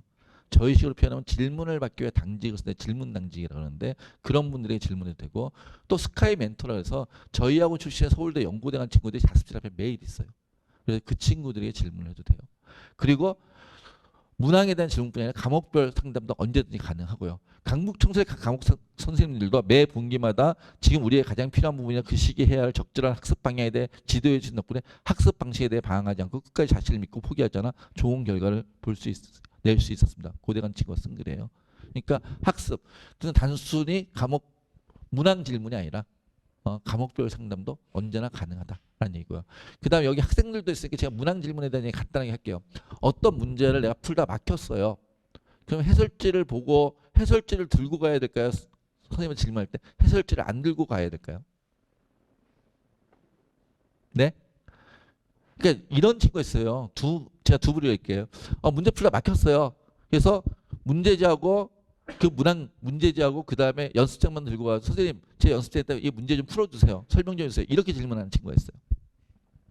또 어떤 친구는 문제를 풀다 막혔어요. 막히니까 일단 해설지를 봤어요. 해설지를 봤는데 어디까지 이해가 됐는데 그 다음부터 이해가 안 돼요. 그래서 선생님 제가 이 부분부터 이해가 안 되는데 이건 왜 제가 뭘 잘못하고 있는 거죠? 이렇게 들고 가서 질문하는 친구가 있어요. 전자가 자기한테 필요한 설명을 많이 들까요? 후자가 설명을 많이 들까요? 후자가 더 구체적으로 자기한테 필요한 설명을 듣겠죠. 무슨 얘기 이해되시나요? 그래서 공부할 때 질문할 때 항상 해설지를 들고 가시는 거예요. 그냥 이거 풀어주세요가 아니라 그냥 이거 풀어주세요 그러면 해설지 그냥 보면 되지. 풀이인데 해설지 풀이는 그냥 나와 있는데 그러니까 내가 궁금한 걸 질문해야 되잖아요. 그런 요령들 좀 익히셨으면 좋겠습니다. 자, 그 다음에요. 저희 학원 콘텐츠 얘기를 드릴게요. 저희 학원이 상당히 콘텐츠가 많습니다. 이게 다 콘텐츠예요. 국어, 수학, 영어, 탐구 다 콘텐츠고요. 아시는 분들은 아시겠지만 저희 학원이 콘텐츠 만드는 회사예요. 예를 들어서 수학의 바이블이라는 책 혹시 들어보셨어요? 그거 저희 회사 만든 책이에요. 저희 회사 만든 책 고쟁이 들어보셨나요? 워드마스터. 저희 회사 만든 책들입니다. 그러니까 저희가 그런 콘텐츠를 만드는 회사니까 기본적으로 저희 콘텐츠 꽤 괜찮습니다. 좋은 콘텐츠 줄 거고요. 우리 거 외에도 저희 콘텐츠 외에도 외부 콘텐츠로 국어는 이감과 한수라는 걸 쓰고 있고요. 아까 한수 일간이라는 것도 쓴다고 말씀을 드렸지만 이감과 한수를 쓰고 있고 그 다음에 시대인재 서바이벌을 저희가 같이 쓰고 있습니다. 그런데 사실은 이만큼이 이게 다 그거거든요. 이게 지금 치는 게 이 동그라미가 뭐냐면은 3월 달에 동그라미 4개 있죠. 4번 나온다는 얘기예요. 저 콘텐츠가. 3월 달에 4번. 얘 수학 얘 3월 달에 이렇게 4번. 얘는 3번. 얘는 뭐 1번 이렇게 나옵니다. 매달 나오는 횟수가 이미 다 나와 있어요. 그래서 전반기는 콘텐츠가 좀 적게 나오고요. 후반기로 가면 갈수록 콘텐츠 양이 많아지겠죠. 좀 더 실전 문제들이 많아지니까 실전 모의고사 같은 게 많아지니까요. 하여튼 이렇게 될 겁니다. 하여튼 이런 콘텐츠들이 있는데요. 이것들 다 주면 사실 양이 너무 많아요. 그러니까 과목마다 학생 성적대에 맞춰서 콘텐츠는 제공이 될 겁니다. 물론 내 성적이 안 맞더라도 내가 좀 더 난이도 있는 저걸 좀 더 풀어보고 싶어. 아니면 내 것보다는 좀 더 쉬운데 내 현재 실력보다 약간 쉬운데 그래도 내가 좀 연습을 하고 싶어. 그러면 학생들이 요구하면 그런 콘텐츠도 제공을 합니다. 딱 성적들만 준다는 얘기는 아니고요. 학원에서 매주 저장해주는 다양한 난이도 실무, 주간지 등의 콘텐츠들도 많은 도움이 됐습니다. 성적이 잘 나오는 과목들은 자칫 공부에 소홀해 질 수 있는데 매주 콘텐츠를 풀면서 실력을 유지할 수 있었습니다. 또 각자의 실력대에 따라 다양한 난이도의 콘텐츠를 선택할 수 있어서 좋았습니다. 라고 우리 고등한 친구가 얘기하고 있죠. 저 얘기를 하니까 갑자기 생각나는 친구가 있는데 예전에 제가 가르쳤던 친구 중에 서울대 의예과를 보는 친구가 있어요. 그 친구가 고3 때 성적이 이렇게 났어요. 9월 모평에. 고3 9월 모평에 성적이 100, 50, 이게 물원이었어요. 그다음에 화투가 점수는 기억 안 나는데 3등급이 나왔어요. 고3 9월 모평이었어요. 성적이 우리 아이들이 이렇게만 나왔으면 좋겠죠. 100, 50, 3등급 나왔었는데 이 친구가 고3 9월 모평에 이렇게 나오니까 이제 9월 모평 때 끝난 다음에 수능 때까지 뭘 공부했을까요? 예, 이것만 공부했어요. 다 자신 있으니까. 잘하는 애니까. 얘가 그 학교 얘가 자공고였는데 전교 2등 했었거든요. 그러니까 얘는 이게 고3 때도 이걸 거의 틀려본 적이 없던 애예요. 그러니까 자신 있으니까 이걸 중점적으로 공부를 했어요. 나머지 2달 동안에. 그런데 수능이 어떻게 나왔냐면 이렇게 나왔어요. 제 점수는 기억 안 나고요. 그래서 얘가 자기가 가고 싶은데 못 가니까 1월 달부터 와서 1월 초부터 와서 저희가 재수를 했어요. 1월 초부터 와서 재수하고는 그리고는 1월 말에 얘가 중앙대를 합격을 했어요. 이제 정시 원서 집어넣는데 그래서 중앙대 합격해서 갈래 그랬더니 그냥 한 번 더 할래요. 계속 할래요. 그리고 해가지고 결국은 서울대 의예과를 갔어요. 그러니까 재수는요 대학을 못 가서 하는 게 아니에요. 여기 계신 분들도 아이 대학 보내려고 마음 먹으면 어디든지 보낼 수 있었을 거예요. 저기 낮은 데라도 만족하지 못해서 하는 거죠. 재수는 대학을 못 가서 한 게 아니라 만족하지 못했어요 대부분. 그러니까 그냥 만족하지 못하니까 한 번 더 한 거예요. 그리고 나서 수능 본 다음에 1년 재수하고 나서 이 친구가 결국은 서울대 의예과를 갔어요. 그런데 이 친구가 서울대 의예과 갈 때 얘기 좀 근데 서울대 의예과 갔으니까 이제 제가 뭘 시켰어요. 이런 설명회 때 불러가지고 너 서울대 의예과 간 경험담을 얘기해줘봐. 어떻게 우리가 공부했는지 이런 걸 시켰어요. 또 학원 이제 서울대 1학년이 된 다음에 서울대 의예과 1학년이 된 다음에 학원을 제가 중간중간에 불러가 학기 중에 불러가지고 후배들한테 너의 학습의 경험담을 얘기해줘. 자극점 내게. 뭐 선배와의 얘기 뭐 이런 걸 시켰어요. 근데 이 친구가 했던 얘기가 제가 기억나니까 말씀드릴게요. 이 글 보면 생각나는 거예요. 자기는요 고3 때는 이렇게 공부를 했대요. 이건 됐다고 생각하니까 이제 부족한 것만 공부했대요. 그리고 느꼈대요. 뭘? 공부를 한다고 성적이 오른다는 보장은 없는데 공부를 안 하니까 반드시 떨어지더라. 이걸 느꼈대요. 공부를 한다고 오른다는 보장은 없는데 공부를 안 하니까 반드시 떨어지더라. 그래서 재수 때는 어떻게? 그 얘기는 무슨 얘기예요? 그리고 재수 때는 어떻게 했냐? 공부를 하던 것들은 원래대로 하고 잘하는 건 원래대로 하고 못하는 걸 더 했다고 얘기하더라고요. 후배들한테 했던 얘기가 잘하는 건 원래대로 하고 못하는 걸 더 했어.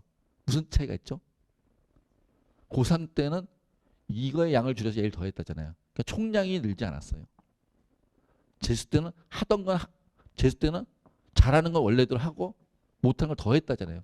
뭐가 늘었어요? 총량이 늘었어요. 자, 제가 얘기하는 게 이거예요. 성적이 잘 나오는 과목들도 공부를 계속 하셔야 된다. 근데 독학하는 친구들의 가장 큰 단점이 뭔지 아세요? 부족한 것만 공부해요. 모자라는 것만. 왜? 저건 내가 자신 있다고 생각하니까. 근데 시험 문제 보면 어때요? 자기가 자신 있다고 생각하는 부분 다 맞아요? 항상 거기서 틀린 게 나오잖아요. 그러니까 정확하게 얘기하면 자기가 자신 있다고 생각하는데 그게 자기가 무엇이 부족한지 모르는 거예요. 그러니까 자신이 잘하고 못하는 걸 구별하지 못하기 때문에 무엇이 부족한 부분이 있으면서 부족하다는 걸 못 느끼는 거죠. 아직. 그러니까 자꾸 그걸 놓치고 있는 거예요. 그래서 제대로 하고 제대로 관리받는 공부를 하는 게 필요하다라는 말씀을 드리는 거고요. 특히나 강북청소학원이 그런 걸 잘합니다. 그 다음에 저희하고는 담임제 관리를 해요. 근데 고등학교 때와 다른 게 저희하고는 수업을 하는 강사와 담임이 고등학교 때 수업하는 선생님이 담임을 맡잖아요. 저희는 수업을 하는 강사와 담임이 분업화 전문화되어 있어요. 강사는 수업과 교과 상담과 학습 관련 질문을 담당하고 저희는 전문 컨설턴트 선생님들 담임으로 모셔가지고 멘탈 관리, 생활 관리, 학습 관리, 나중에 수시 정시 지원 컨설팅까지 그렇게 진행을 합니다. 전부 다 유료 컨설팅을 진행한 전문 컨설턴트예요. 저희 담임 선생님들이 어떤 능력을 가지고 계시냐면 뭐 제가 어느 학교를 얘기하지는 않겠습니다. 전년도 10월 달에 이 근처 모 학교입니다. 모 학교에서 그 학교 아이들이 학종 면접 전형을 보는데 그 면접 대비 교육을 받아야 될 한 80명 정도 있다 해서 저희 선생님들 담임 선생님들한테 부탁해서 저희가 3일 동안 가서 수업을 해줬어요. 학교로 가가지고. 그러니까 그 정도 입시 컨설팅 능력이 있는 분들이 담임을 맡고 있다라고 말씀을 드린 겁니다. 그럼 고등학교 때는 강사가 근데 이제 사실은 저희 학원이 이렇게 강사와 담임을 분리한 게 언제부터냐면은 아까 2018년부터입니다. 그때 저희가 이제 2015년 이후에 많은 고민들을 했다고 말씀드렸잖아요. 2018년 분리했는데 왜 이렇게 분리했는지도 말씀을 드릴게요. 강사와 담임 우리는 왜 분리했는지. 그러니까 예전에는요. 학생들이 2010년대 초반까지 집단 관리가 됐어요. 그때까지 뭐가 있었냐면 체벌이 있었어요. 학교에. 무슨 얘기인지 이해되시나요? 학교에 체벌이 있을 때는 애들이 집단 관리에서 조회와 종례만으로. 그러니까 담임이 애들을 개별 관리를 많이 안 해줘도 됐던 시대예요. 그러니까 조회와 종례만 집단 관리가 되니까. 그래서 그때는 강사들이 담임을 하고 그리고 저녁 때 강사들이 단대 수업하러 갔어요. 왜? 강사도 돈 벌으니까 능력 있는 강사, 수업을 잘하는 강사들은 다 대치동 수업하러 가요. 저녁 단과. 그래서 대치동의 단과 유명한 강사들 그 당시 유명했던 강사들은 다 재수종합반 강사들이 대체적으로 단과 강사들의 유명한 강사들이에요. 그런데 재수종합반 강사들이 소위 말해서 강사 피라미드의 맨 위에 꼭대기 있는 사람들이니까요. 그런데 학생들이 이제 개별 관리가 애들이 어느 순간부터 집단 관리가 안 되는 거예요. 그리고 멘탈이 쿠쿠다스 멘탈이 다 되는 거예요. 그냥 손만 대면 바스라지는 멘탈들로. 그러다 보니 이제 1대1 관리가 필요하게 된 거예요. 근데 1대1 관리가 필요한데 1대1 담임이 필요한 시간은 언제예요? 학생들이 수업 들을 때 수업을 안 들을 때예요. 학생이 수업을 안 들을 때잖아요. 그럼 학생이 수업을 안 들을 때가 저녁 시간이잖아요. 근데 저녁 시간에 강사들은 수업을 잘하는 강사들은 뭐 하러 가야 되니까? 딴 데 수업하러 가야 되니까. 그들 돈 벌겠다는 걸 어떻게 막어? 그런 문제가 발생한 거야. 그래서 아직까지도 지금 강사가 담임하는 일부 강남에 있는 모 학원들이 있어요. 거기는 학생들이 1년에 담임하고 3번 뭐 1년 내내 3번 정도 면담했어요. 뭐 이렇게 얘기를 하는 학원들이 아직도 있어요. 근데 저희는 이미 2018년부터 이렇게 하면 안 되겠다. 강사 지금 애들은 1대1로 한 명 한 명을 담임들이 케어해야 되는 그런 상황이 된 것 같다. 이제는. 라고 저희가 느끼기 시작한 거예요. 그러면서 그때 강사와 담임을 저희는 과감하게 분리했어요. 왜? 강사한테 담임을 시켜놨더니 애들을 1년에 2~3번밖에 안 만나. 1대1로 만나는 게. 그렇다고 그러면은 딴 데 수업 못 나가는 강사를 데려서 담임을 시킬까? 라고 했더니 그러면 수업 능력이 안 되잖아요. 무슨 얘기인지 이해되시나요? 수업 능력이 담임시키려고 수업 능력이 안 되는 강사를 시킬 수는 없잖아요. 그래서 저희가 딱 분리한 다음에 강사는 수업 능력만으로 우리 점검할 거야. 그래서 아까 봤던 앞에서 얘기했던 강사들에 대한 그런 평가가 나오는 거예요. 강의력. 그리고 담임은 전문 컨설턴트들 수업을 맡기지 않겠어. 대신 전문 컨설턴트들의 입시 능력과 학습 컨설팅 능력이 있는 분들로 담임을 맡기겠어. 그래서 그런 분들을 맡아가지고 학습관리, 생활관리, 입시 컨설팅을 저희가 현재 진행을 하고 있고요. 그래서 저희 합격 후기에 우리 홈페이지에 가면 합격 후기 있다고 했잖아요. 합격 후기에 보면 모든 글들에 담임 선생님에 대한 감사의 글들이 있어요. 이 담임을 얻는 것이 나에게는 행복이었다, 행운이었다. 그렇게 이제 전문 컨설턴트들의 담임을 맡으니까 무슨 일이 발생하냐? 1년에 우리 친구들 있잖아요. 담임 선생님과 몇 번의 상담해 봤어요? 보통 고3 때 많이 한 친구가 한 제가 들으니까 7번까지 있더라고요. 보통. 그리고 보통 한 서너 번. 담임하고 1대1 상담을. 저희 학원 다니잖아요. 1년 동안 40번 상담할 거예요. 담임하고 1대1 상담만. 왜? 이분들은 매주 학생들하고 만나서 그런 것들, 매일 학생들하고 만나서 그런 학생들을 케어하는 게 자기의 주 업무니까. 볼까요? 수능 직전까지 저와 함께 길을 걸어주셨던 전략담임 선생님이 정말 큰 도움이 되었습니다. 저희는 담임을 전략담임이라고 부릅니다. 학습관리 조언이나 모의고사 상담 등 입시에 관한 직접적인 도움뿐 아니라 슬럼프가 왔을 때 심적으로나 정신적으로 선생님께 큰 힘을 얻었습니다. 누구보다 학생의 상황을 잘 파악하시고 학생의 입장에서 이해해 주시며 진심으로 학생의 대입을 위해 같이 고민해 주고 조언해 주는 담임 선생님이 계시다는 건 어쩌면 강청사원의 가장 큰 장점을 생각합니다.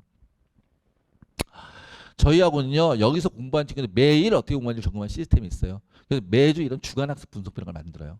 그래서 이걸 기반으로 매주 학생들과 만나서 1대1 상담을 진행을 해요. 그러니까 1년 동안 앞으로 이제 40주 정도 남았으니까 40번을 얘기를 한다고 얘기를 하는 거예요. 물론 수시로 학생이 필요할 때는 또 중간중간 불러서 더 하죠. 최소가 40번인 거고요. 그다음에 이 표는 부모님들한테 저희가 매주 보내드려요. 그래서 학원 생활이 어떤지 같이 공유하고 있고요. 이건 저희 시 학습 플래너인데요. 이렇게 생긴 거예요. 이렇게 생긴 학습 플래너가 있는데 이거 하나씩 저희가 내지를 복사해서 거기다 다 저희 드렸을 겁니다. 단순하게 이 플래너가 어떤 책으로 몇 페이지 봤어 이런 게 아니라요. 플래너 내용 보시면 아시겠지만 매일매일 수업을 들었던 자습을 했던 그날 학습 내용 핵심들을 리뷰하고 정리하고 기록하는 것들 저희가 한 페이지짜리 복사해서 한 장짜리 넣어놨을 거예요. 나중에 한번 찾아보시면 되고요. 매일매일 수업을 들었던 자습을 했던 그날 학습 내용 핵심들을 리뷰하고 정리하고 기록하게 해놨어요. 그래서 그런 것들을 매일매일 기록하는 것들이에요. 그리고 이것들을 단순히 점검하시고요. 매일 스스로의 학습 내용을 점검하는 친구가 그러지 않은 친구보다 정리한 친구가 핵심을 정리한 친구가 그러지 않은 친구보다 더 많이 기억할 거로 저희가 생각을 하는 거예요. 저희가 대단히 중요하게 생각하는 프로그램이고요. MNC 노트에 매일 새롭게 배운 점 헷갈렸던 영어 단어와 탐구 개념들을 기록했습니다. 매일 조금이라도 성장하고 그것을 기록한 것이 고3 때 무작정 공부했던 때와 가장 다른 점이었습니다. 하루 종일 공부해도 남는 게 없었던 고3 때와 달리 재수를 하는 동안에 단 한 줄이라도 그날의 공부를 통해 얻은 것을 기록하며 실력을 쌓아 올렸습니다. 의대 간 친구가 쓴 글이에요. 그러니까 이렇게 매일매일 저희가 되게 강조하는 거야. 어저께보다 한 가지만 더 발전하자. 그러면 어저께보다 한 가지만 더 발전하자. 이거면 제가 강조하는 거. 어저께보다 1분만 더 공부하자고요. 어저께보다 1분만 매일매일 1분씩만 더 공부하잖아요. 그럼 수능까지 지금 한 250일 남았거든요. 오늘보다 수능날 250분을 더 공부하고 있을 거예요. 그런 것들을 강조하는 그런 프로그램이고요. 이런 것들을 담임 선생님이 다 점검을 하신다라고 말씀을 드려요. 그리고 담임 선생님들은 참 부모님들과의 1대1 간담회 시간도 저희가 갖고 있습니다. 5월달 되면 한 2달 정도 지나면 우리가 학생들 그동안 가르치면서 느꼈던 거 그리고 또 전달 드리고 싶은 부탁드리고 싶은 말씀 또 부모님들이 저희에게 하시고 싶은 말씀을 저희가 5월달에 1대1 간담회를 통해서 따로 만나서 얘기하시는 시간들 가질 수 있고요. 수시나 정시 컨설팅 때 또 뭐 보실 수 있고 그다음에 수시로 또 연락하실 수도 있습니다. 저희 학원 이 건물에 4층, 5층, 6층, 8층 씁니다. 4층하고 8층. 그러니까 저희가 뭐 아시는 분 아시겠지만 이 건물이 이 은행사의 제일 큰 건물인 거 아시죠? 이 건물에 4, 5, 6, 8층을 저희가 사용을 하는데 4층과 8층은 이렇게 강의 교실 공간이고요. 지금 이런 식으로 그다음에 이건 좀 큰 교실이고 옆에 가면 좀 작은 교실, 중간 교실, 더 작은 교실 뭐 이렇게 다 섞여 있습니다. 교실 수업 사이즈에 맞춰가지고 강의실이 다 다릅니다. 그다음에 5층과 6층은 이렇게 자습 공간입니다. 그래서 여기 사물함도 있고 책꽂이도 있고 자기 자리가 하나씩 있는 거예요. 그래서 여기 지정자석입니다. 저희는. 그래서 마치 대학교 중앙도서관에 공부하다 단과대별로 이동 수업하듯이. 그래서 저희가 시간표 공간이 있으면 여기 가서 자습하는 거고요. 저녁 시간에 여기 자습하고 그렇게 돼 있습니다. 여기는 저희 전문 저기를 또 관리하시는 전문 관리 선생님들이 계세요. 저희 정직원들 6분, 기관자 5분에서 11분이 아침부터 저녁까지 관리하면서 졸면 깨우고 하여튼 자습분위기 유지하고 있고요. 전문적인 학생 지도 선생님께서 면학 분위기를 관리해 주셔서 자습 시간에 공부에 완전히 몰입할 수 있었다라고 고대 간 학생이 쓴 글이 있죠. 하여튼 그렇습니다. 관리 엄청 정숙합니다. 그러니까 제가 이런 말씀 참 하나 드리는 것은 저희는 아주 솔직히 말씀드릴게요. 저희는 학원에 들어오면 아침에 7시 50분에 입시돼 밤 10시까지 있는데 한마디도 말을 못하게 했어. 이런 학원 아니에요. 저는 그것이 교육적으로 옳지 않다고 생각해요. 제가 사범대에 나왔기 때문에. 10달 동안 애가 한마디도 안 하면 우울증 걸리겠죠. 그러니까 지킬 수 없는 약속을 하지 않겠어요. 저는. 한마디도 못하겠어. 저는 그런 말은 지킬 수 없다고 생각해요. 대신에 조용할 공간과 조용할 시간엔 조용해야 된다. 정숙한 그곳이 이곳입니다. 여기서는 한마디도 말을 못합니다. 여기는 말 한마디도 없이 조용한 공간이고 조용하게 있어야 되는 공간. 저희가 학생들이 오면은 바깥으로 이 외부로 못 나가요. 그러면 쉬는 시간 어디 있는데 옥상 올라와서 얘기할 수 있습니다. 옥상에 벤치 있으니까 옥상을 개방해 드릴 거니까 거기선 떠드셔도 됩니다. 거기는 저희 직원들이 관여하지 않습니다.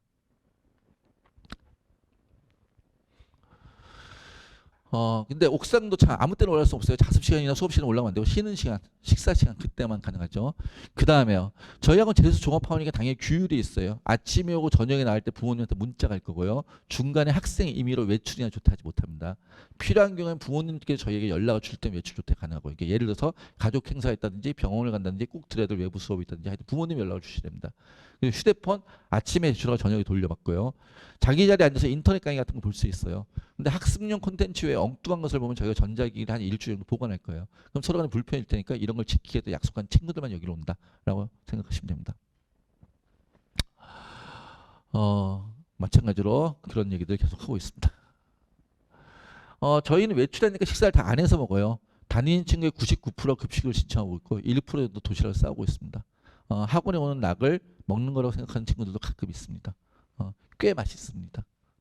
제가 장담하는데 학교 급식보다 맛있을 것이다. 그리고 심지어 어떤 친구들은 엄마 밥보다 맛있다는 친구도 있습니다. 저희가 셔틀이 27대 됩니다. 뭐 근처에 계신 분들 버스나 대중교통으로 오실 수 있거나 근처에 걸어서 오실 분들은 걸어서 오셔도 되고요. 셔틀이 어디까지 가냐면은 일단은 서울은 저쪽으로 가면 이제 회화동 로터리부터 오는 차들이 있고요. 기름 유탄이 쭉 거쳐서 오겠죠. 정릉이나 그 다음에 제기동부터 오고 있고요. 그 다음에 어디서부터 오고 있냐면은 저기 장안동 답심리부터 오고 있고요. 그 다음에 아차산역부터 면목동 거쳐서 이렇게 오는 차들이 있고요. 그 다음에 경기도로 가면 양주, 옥정 뭐 이런 양주에서부터 오고 있고요. 의정부는 다 돌고요. 그 다음에 남양주 가면은 마석에서부터 오고 있고요. 덕소에서부터 오고 있습니다. 그 중간에는 오남이라든지 뭐 별내라든지 이런 건 다산이 다 거친다고 생각하시면 됩니다. 그 다음에 구리에서 오고 있고요. 하여튼 그렇게 서울 동북 지역과 경기도 동북부 지역을 전체 차들이 운행하고 있습니다. 그래서 필요하시면 이용하시면 됩니다. 근데 대중교통이 있으면 그냥 대중교통 타세요. 왜냐하면 얘는 한번 놓치면 다음 차가 없어요. 그래서 차량은 월요일부터 금요일까지 아침 저녁으로 있고요. 토요일 날은 아침만 있습니다. 토요일 날 아침만. 왜냐하면은 기사님들이 토요일 주 5일짜리 했다는 거 제가 사정해가지고 토요일 아침까지는 일단 좀 했습니다. 학원은요.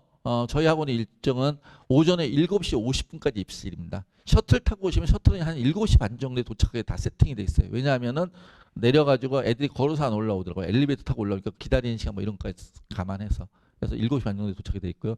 7시 50분까지 해도 입실이 완료합니다. 그럼 아까 7시 50분부터 8시 10분까지 뭐 한다고 말씀드렸죠? 아침행 구걸한 걸 합니다.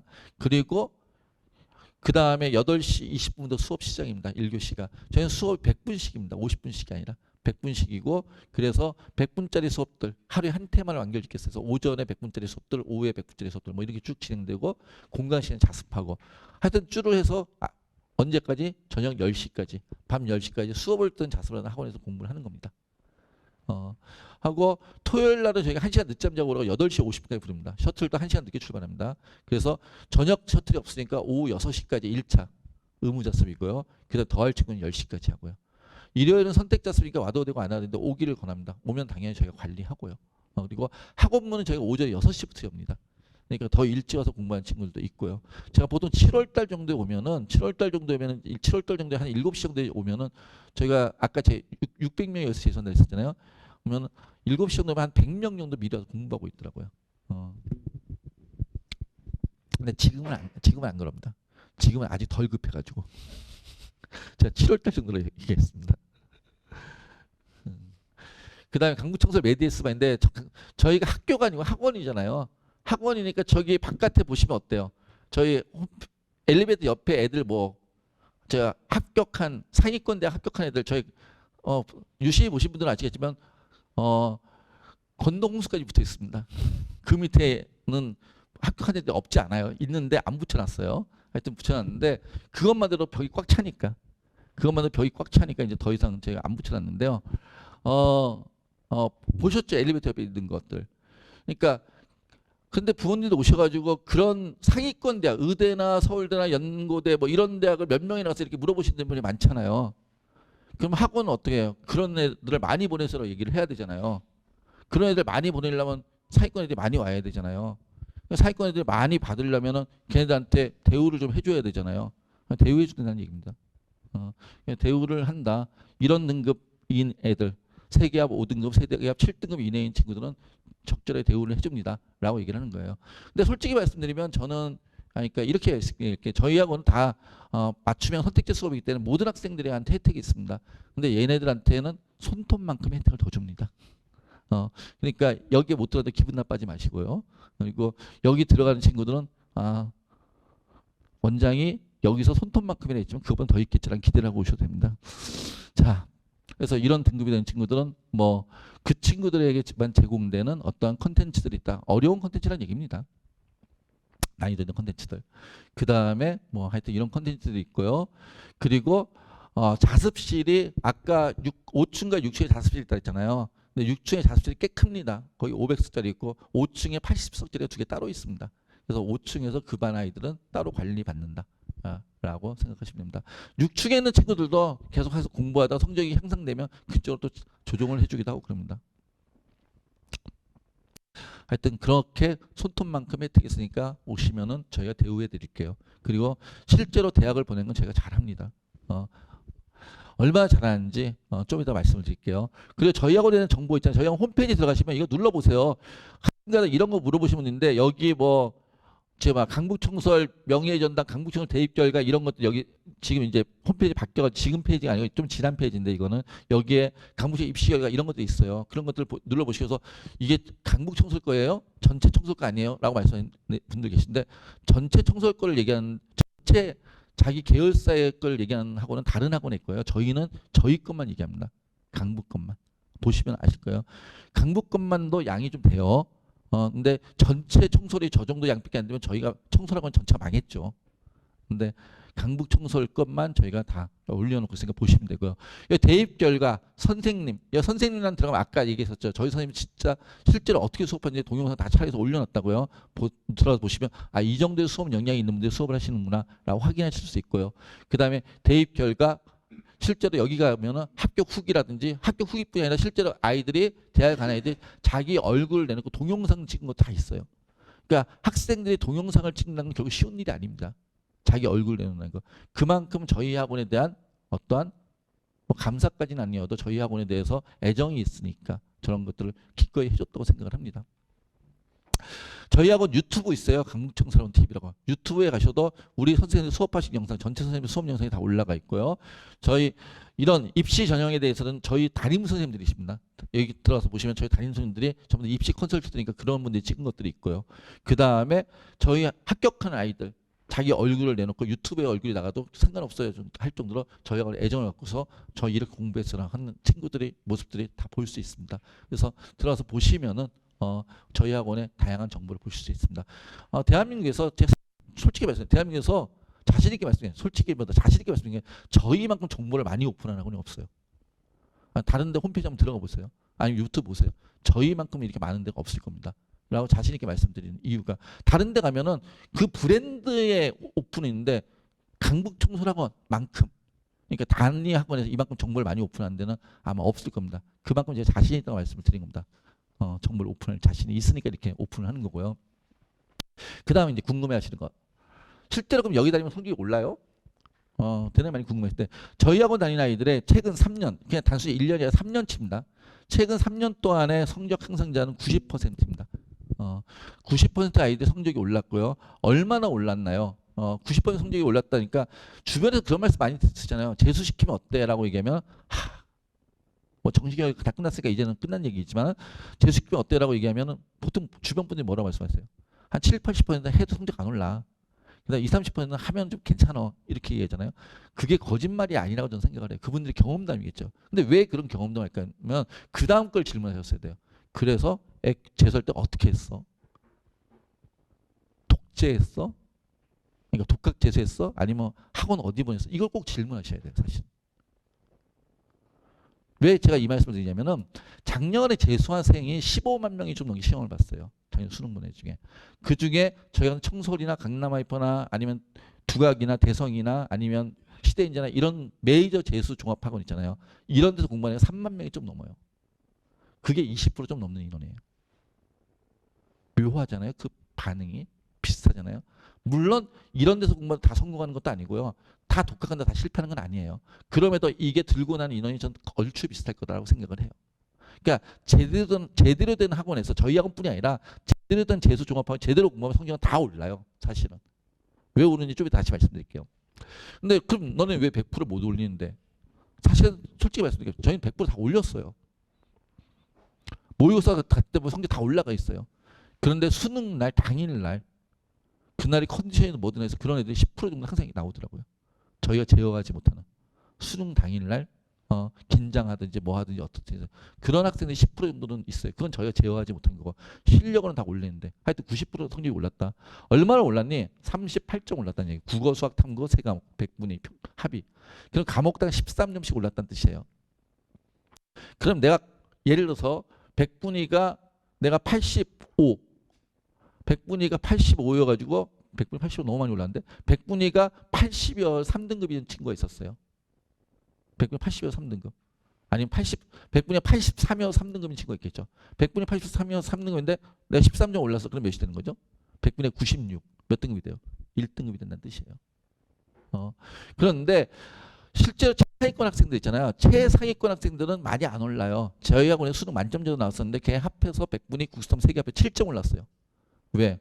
올 때 이미 97로 왔으니까. 97로 와서 99되고 100이 되니까. 근데 중하위권 아이들은요. 하위권 아이들은 130, 160점 오르는 애도 있어요. 그냥 평균적으로 그렇게 해서 이렇게 올랐다라고 이해하시면 될 것 같아요. 그러면 실제로 뭐 이렇게 보시면 잘 느낌이 안 오시니까 성적 때 어떻게 오르는지 제가 몇 명의 예를 들어볼게요. 올해 대학 간 애들. 위에 게 고3 때 성적. 아래가 재수한 다음에 성적. 이것보다 여기서 몇 개만 예를 들어볼게요. 진짜 많은 건 저희 상담실 가면 쭉 있어요. 거기 가면 100개가 넘게 사례들 저희가 다 만들었으니까 보시면은 얘는 이렇게 왔는데 이렇게 됐어요. 그래서 여기 갔어요. 그럼 성공에 실패해요? 별로 감동이 없으시네. 누구나 갈 수 있어요? 쟤는 이렇게 왔어요. 이렇게 됐어요. 그래서 얘는 치대하고 약대 갔어요. 합격했어요. 할만하잖아요. 이게 다 지금 강북청설 얘기예요. 강북청 전년도에 공부한 친구들. 저희는 해마다 이런 것들이니까. 저는 이렇게 왔어요. 우리 애랑 비슷한 성적이죠. 그래서 이렇게 됐어요. 그래서 여기 갔어요. 약대 갈까요? 연대 갈까요? 부모님들 다 약대 생각하시죠? 뭐 학생은 모르겠어요. 아마 약대 갔을 거예요. 그 다음 얘는 이렇게 와서 이렇게 됐어요. 그래서 서울대랑 고대랑 붙었어요. 얘는 여기 간대요. 왜냐면 원래 이과였어가지고. 그리고 이게 계약학과거든요. 고대에서 취업이 보장되는. 그다음 이 친구는 이렇게 와서 이렇게 됐어요. 여기 간대요.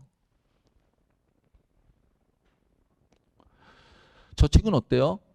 우리 아이랑 비슷한 성적 아닌가요? 이렇게 왔는데 이렇게 됐어요. 그래서 여기 가면 괜찮은 거 아니에요? 연대 갔으면. 쟤도 고대. 얘도 고대. 제 이과랑 자기과랑. 이렇게 와서 여기까지 못 갔어요. 실패예요? 여기 와서 여기까지밖에 못 갔으니까 실패인가요? 아니죠.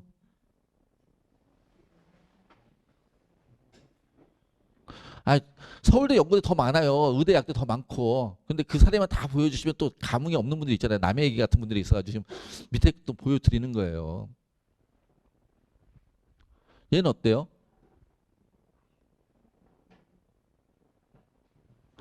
얘는 저기 막 저희하고 그 보면은 써 있어요. 합격 수기하면 얘가 쓴 글이 있어요. 어, 얘 군대 갔다 와서 혼자 독학 재수했던 애예요. 군대 갔다 독학 재수했다가 이게 그냥 합격 후기에 써놨는데 지가 써놨더라고요. 누가 시키지않는데 독학 재수는 할 게 못 된다. 그래서 학원 다시 와가지고 독학 재수 결과 이렇게 났어요. 그래서 학원 다시 다녀서 여기서 여기 갔어요.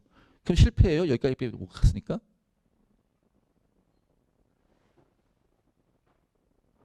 이런 거 보여드리면 맨날 하시는 말씀들이 있어요. 좀 이따 다시 얘기할게요. 쟤는 여기밖에 못 갔어요. 그럼 실패인가요?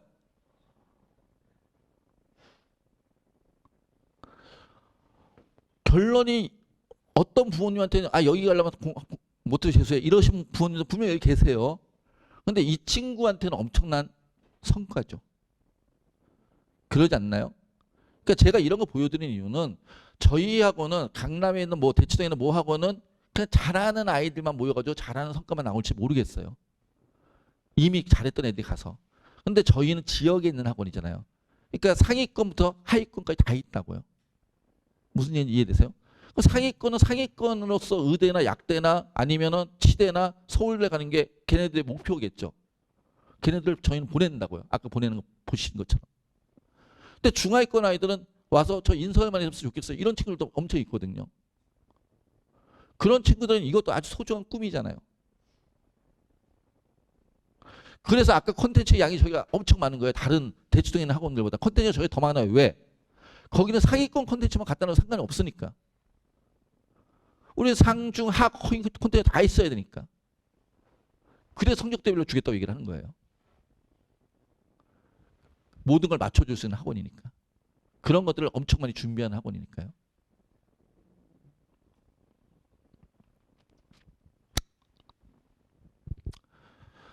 이 친구는 입학할 때 이렇게 왔어요.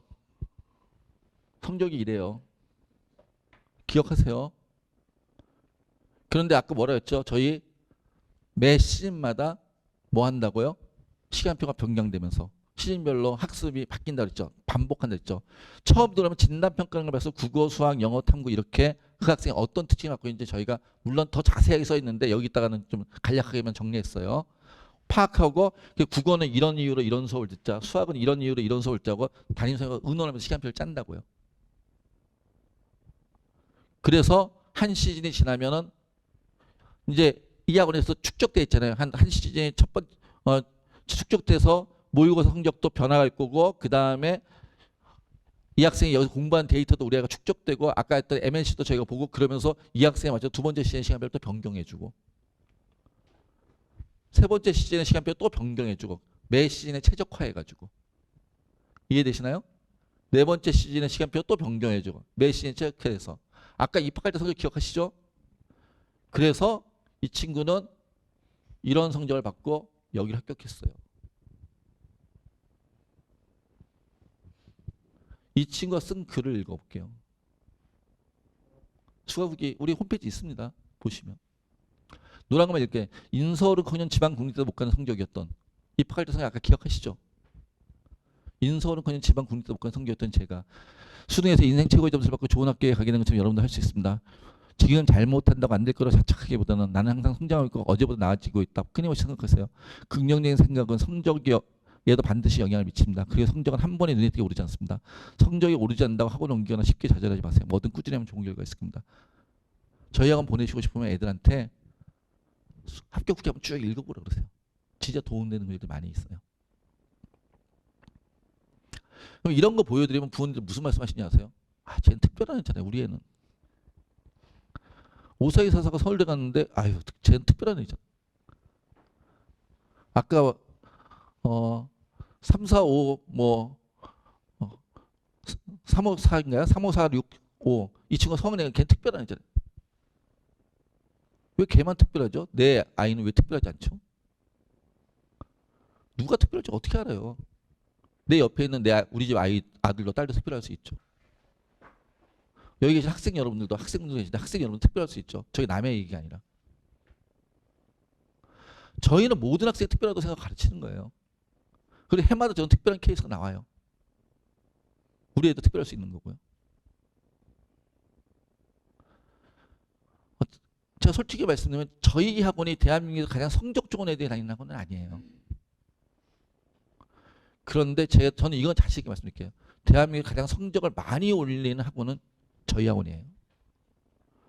그리고 정말 전문 컨설턴트들에서 원서를 제일 잘 써주는 학원도 저희 학원이에요. 그건 제가 자신할 수 있어요. 적어도. 그런 자부심도 없으면 저 학원 하지 않아요. 제일 성적 좋은 애들이 다니진 않겠지만 제일 성적을 잘 올리고 많이 올린 학원, 그리고 대학을 잘 보낸 학원, 그게 저희 학원이다 라고 말씀드린 거예요. 저희 아까 수시로 110명 합격시켰다 했어요. 저희 애들의 목표가, 저희는 이 아이들 와서 수능 만점 맞으면 제일 좋겠죠. 근데 수능 만점에서 원하는 대학을 보내면 되잖아요. 원하는 대학을 보내는 게 저희 목표라고요. 그래서 저희는 이제 3월 달에 2월 말에 학교 학생도 다 끝날 거예요. 그럼 3월 초에 3월 말 정도 돼서 3월 말에 4월 초에 아이들 학생을 다 걷어요. 다시 취합해요. 그래서 저희 담임 선생님이 다시 다 분석해요. 걔가 어떻더니 간에 수시에 더 유리한 점이 없을까. 이걸 저희가 미리 생각을 해두는 거예요. 근데 수시에 대한 얘기들은 애들한테 한마디도 안 해요. 언제까지? 9월달 원서 쓰기 전까지. 왜? 학종이나 교과 얘기하는 순간 애들은 학습적 집중력이 팍 떨어져요. 그러니까 어차피 재수생이 학생을 바꿀 것도 없잖아요. 그러니까 수능에 대해서 경쟁력을 최대한 높여놔야죠. 이해되세요?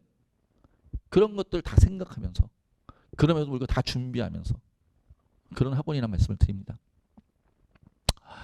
마지막으로 이건 전년도 2024년 12월 20일 날 우리 학원 재원생 학부모님이 저희 담임선생님 써준 손편지예요. 학생 이름은 제가 지웠어요. 그냥 세모세모라고 얘기할게요. 이찬희 선생님께 저희 담임 선생님입니다. 작년 세모세모가 빠르게 6강탈을 한 후, 6강탈이란 말은 이 친구는 수시에 집중했다는 얘기가 되겠죠. 6강탈을 한 후 자신감의 바닥을 치우고 우울감도 느끼며 청소를 해서 재수를 시작했는데 청소를 선생님들의 훌륭한 강의와 담임 선생님이 자상한 돌봄과 학습 지도 덕분에 세모세모가 원하는 대학에 합격할 수 있었습니다. 이 친구 바깥에 붙어있어요. 5군데 합격했어요. 수시. 선생님께 받은 음료수와 볼펜, 수정 테이프가 여간 아니라고 들었습니다. 성가시고 귀찮으셨을 텐데 다정하게 대해주셔서 여리고 불안한 세모세모에 큰 힘이 된 것 같습니다. 지난 1년 세모세모에 베풀어준 은혜에 진심으로 감사드립니다. 항상 건강하시고 하시는 일 모두 잘 되시길 빕니다. 2014년 12월 20일. 그러니까 12월 20일에 감사 편지가 왔다는 얘기는 수시로 합격했다는 얘기죠. 저희는 대학을 보내는 게 목표라고 얘기했잖아요. 그러니까 제가 아까 뭐라 했어요? 수능 공부가 제일 중요하다고 얘기했죠. 정시가 유리하다고 얘기했죠. 그렇다고 정시만 생각하는 학원은 아니란 뜻이에요. 이 아이한테 가장 유리한 전형이 있으면 그게 수시든 정시든 보낸다고요. 여기 계신 부모님들께서 1년 뒤에 저희에게 감사편지, 손편지 정도 보내줄 수 있을 만큼 그 정도의 힘을 저희가 낼 거예요. 그리고 그런 것들 어떻게 만들어지냐면 이걸로 만들어지는 거예요. 저희 학원 다니는 친구들이 작년에 600명이 저희 학원에서 재수를 했다고 했어요. 한강이뷰 제가 제일 큰 재수학원을 말씀드렸죠. 그 친구들이 평균 학습 시간을 저희 통계를 냈어요. 저희는 매일 이 친구들이 어떻게 공부하는지 통계내는 그런 게 있으니까. 통계를 냈더니 일주일 평균 72시간 29분이 학습량이 나오더라고요. 일주일 평균 72시간 29분? 그럼 주 7일로 나누면 매일 10시간만씩 공부했다는 뜻이에요. 그러니까 매일 10시간만씩 10달 공부하는데 성적이 안 오를 수 있을까요? 그게 제가 100% 성적이 온다고 얘기를 하는 거예요. 당일 컨디션에 따라서 한 10% 좌우되긴 하지만 그런 관리를 꾸준하게 잘하는 학원이 저희 학원이라고 말씀드리니까 독학학원? 어느 날은 필 받아서 막 하겠죠. 근데 어느 날은 팍 누가 제어해주는 사람이 없잖아요.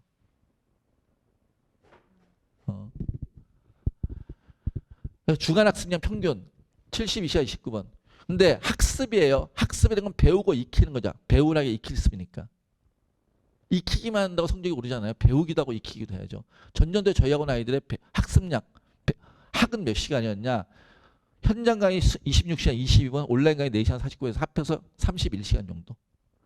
익히는 시간은 41시간 17분. 이게 평균적으로 나왔다는 뜻이에요. 즉 학가습의 비율이 1대 1.3 정도. 저는 이게 황금 비율이라고 생각해요.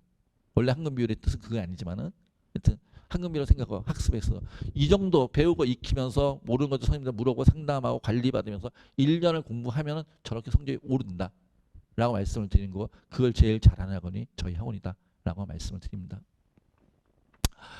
저희 학원 5번의 시즌이 진행된다고 얘기했는데 첫 번째 시즌은 이미 1월 6일부터 시작해서 이제 오늘 끝나요. 그래서 첫 번째 시즌에는 지금 한 250명 정도 학생들이 이미 여기서 공부를 했고요. 그 다음에 내일 모레부터 이제 두 번째 시즌 시작이죠. 2월 24일. 그래서 10주, 8주, 11주, 10주 끝나고 수능 보고 수시와 정시 컨설팅까지 저희가 다 해서 대학을 보내는 거예요. 저희가 제일 싫어하는 게 뭐냐? 1년 뒤에 이맘때 정시 원서 컨설팅 저희가 해줘야 되는데 와서 애가 고개 팍 숙이고 있고 엄마는 옆에서 인상 쓰고 있고 1년 동안 이게 뭐는데 이게 뭐예요? 이런. 그 모습이 너무 싫어요. 그래서 저희는 공부 안 하는 애들은 중간에 제적시킵니다.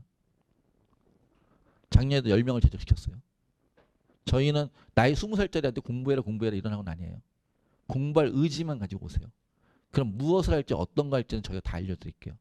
그래서 성적을 가장 많이 올려드릴게요. 그런 걸 잘하는 학원이에요. 마지막으로 하나만 제가 당부의 말씀을 드릴게요. 부모님들 있잖아요. 학생들이 학원에서 끝나고 집에 가면 한 11시 좀 넘을 거예요. 그럼 그때부터 집에 오면 공부를 해야 될까요? 말아야 될까요? 폰을 봐야 될까요? 말아야 될까요? TV를 봐야 될까요? 말아야 될까요?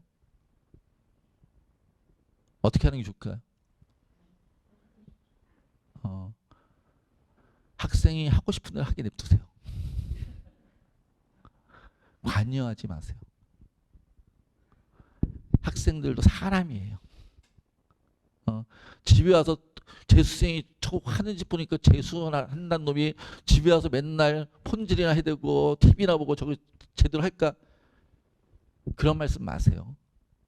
사람이니까 긴장과 이완이 있어야 되잖아요. 그런 잔소리 하시는 분들은 애가 학원에서 14시간 10분 있거든요.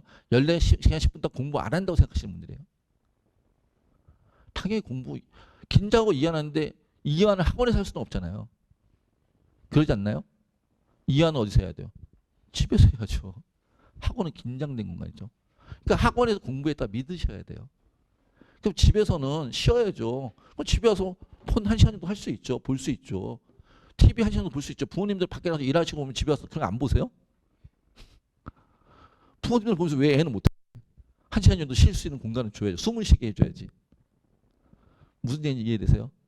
그러니까 부모님 숨 쉴 공간은 학생들이 주셔야 된다고요. 그래서 학생들은 그렇게 여유 있을 수 있어야 돼요. 그래야지 그 단을 또 집중을 하죠.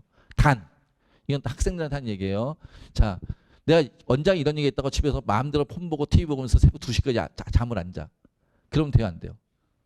안 돼요. 왜? 우리는 올해 하루를 위해 산다 그랬어요. 수능날. 수능 전날 몇 시에 잘 거예요? 수능 전날 12시에 잘 거잖아요. 왜? 그 다음날 몇 시에 일어나야 되니까. 6시에 일어나야 되니까. 8시 10분까지 입시라고 8시 10분에 맞춰 저 고사장 갈 거예요? 안 그러잖아요. 적어도 20분 전에 도착했을 거잖아요. 7시 50분이나 7시 40분에 도착할 거잖아요. 그리고 수요일 아침에 남의 학교 가서 낯선 데 가서 볼일 볼 거예요? 안 그럴 거잖아요. 집에서 볼일도 보고 평소에는 아침 안 먹던 애들도 수능 날은 뭐라고 챙겨 여기서 보내잖아요. 그리고 이동 거리도 고사장은 은근히 집에서 멀잖아요. 지금 다니는 학교 같지 않잖아요. 그게 더 빨리 출발해야 되잖아요. 그래서 기본적으로 6시에 일어나야 돼요. 그럼 수능 날 6시에 일어나면 수능 전날 몇 시에 잘 거예요? 적어도 12시 정도는 잘 거잖아요. 12시나 늦어도 12시 반 전에. 그러지 않나요? 그럼 그날 그러려면 평소에도 그래야죠. 평소에 맨날 새벽 2시, 3시까지 폰하고 있는데 수능 전날 일찍 잠이 와요? 더 긴장되는데? 안 그럴 거잖아요. 그러니까 올해는 딱 하나만 생각하라. 성공하자. 그럼 수능 전날 내가 몇 시에 잘 거니까 평소에부터 그렇게 자는 거예요. 이 친구가 그랬어요. 이 친구가 고3 때는 어떻게 공부했었냐면은 고3 때는 매일 10시까지 학교에 야자하고 그리고 새벽 2시에까지 다시 독서실 가서 공부를 했대요. 그리고 새벽 2시까지 독서실 가서 공부한 다음에 다음날 또 학교 오니까 사람인데 졸려요, 안 졸려요? 졸죠. 졸고 그 다음에 좋은 게 억울해서 또 새벽 2시까지 공부하고. 그걸 고3 내내 했다는 거예요. 그래가지고 재수하면서 그 생각을 했대요. 내가 정신이 언제 제일 맑았지? 라고 생각을 했더니 자기는 밤 11시부터 새벽 2시까지 정신이 제일 맑았대요. 항상. 근데 수능은 언제 보는데? 낮에 보는데. 수능 보는 시간에는 자기는 졸고 있었다는 거죠. 그걸 깨닫고는 이 친구는 재수하는 동안에는 집에 와서 책을 1도 안 봤대요. 대신에 하고 나서는 1초도 안 들었다고 그러더라고요. 10달 넘게 해서 공부하는데. 수능 시간에 깨어있겠다고. 우리 친구들도 성공하고 싶잖아요. 그러면은 수능 시간에 깨어 있으셔야 돼요. 근데 새벽 2시, 3시까지 딴짓하고 있으면 낮에 깨어 있을 수 있어요? 사람이? 인간의 의지로 제어가 안 돼요. 그러니까 무조건 몇 시에는 자야 돼. 낮에 졸지 않을 만큼 자야 된다는 뜻이에요. 그러려면 12시 반? 그 정도 12시? 그 정도 자야지. 그 전까지는 쉬세요. TV도 보시고 뭐도 하시고. 그래서 상관없다고. 얘도 집에 가면 엄마랑 누나랑 맨날 얘기하고 떠들고 그러고 잤다 그러더라고. 물론 얘는 공부가 꽤 돼 있는 애예요. 공부가 부족하다 생각하면 집에 와서 좀 더 하셔도 상관없어요. 집에 와서 좀 더 하시는 걸 제가 막자는 게 아니에요. 해도 돼요. 그런데 학생이 스스로 하는 건 되는데 부모님들이 그걸 강요하지 마시라고요. 그리고 또 부모님한테 드리는 말씀 마지막 하나. 아이가 집에 사는 꼴을 보니 제가 대학을 가는 것보다 내가 화병을 이게 더 빠를 것 같다. 이런 분들도 계실 거 아니에요. 그러신 분들도 아이한테 뭐라 그러지 마세요. 싸움밖에 안 나요.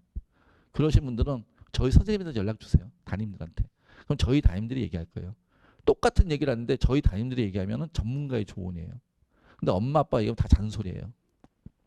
제가 딸을 둘을 키웠는데 제가 밖에 나오면 제가 유료 컨설팅 하면 되게 비싼 컨설턴트예요. 50분 상담하는데 제가 50만 원씩 받아요.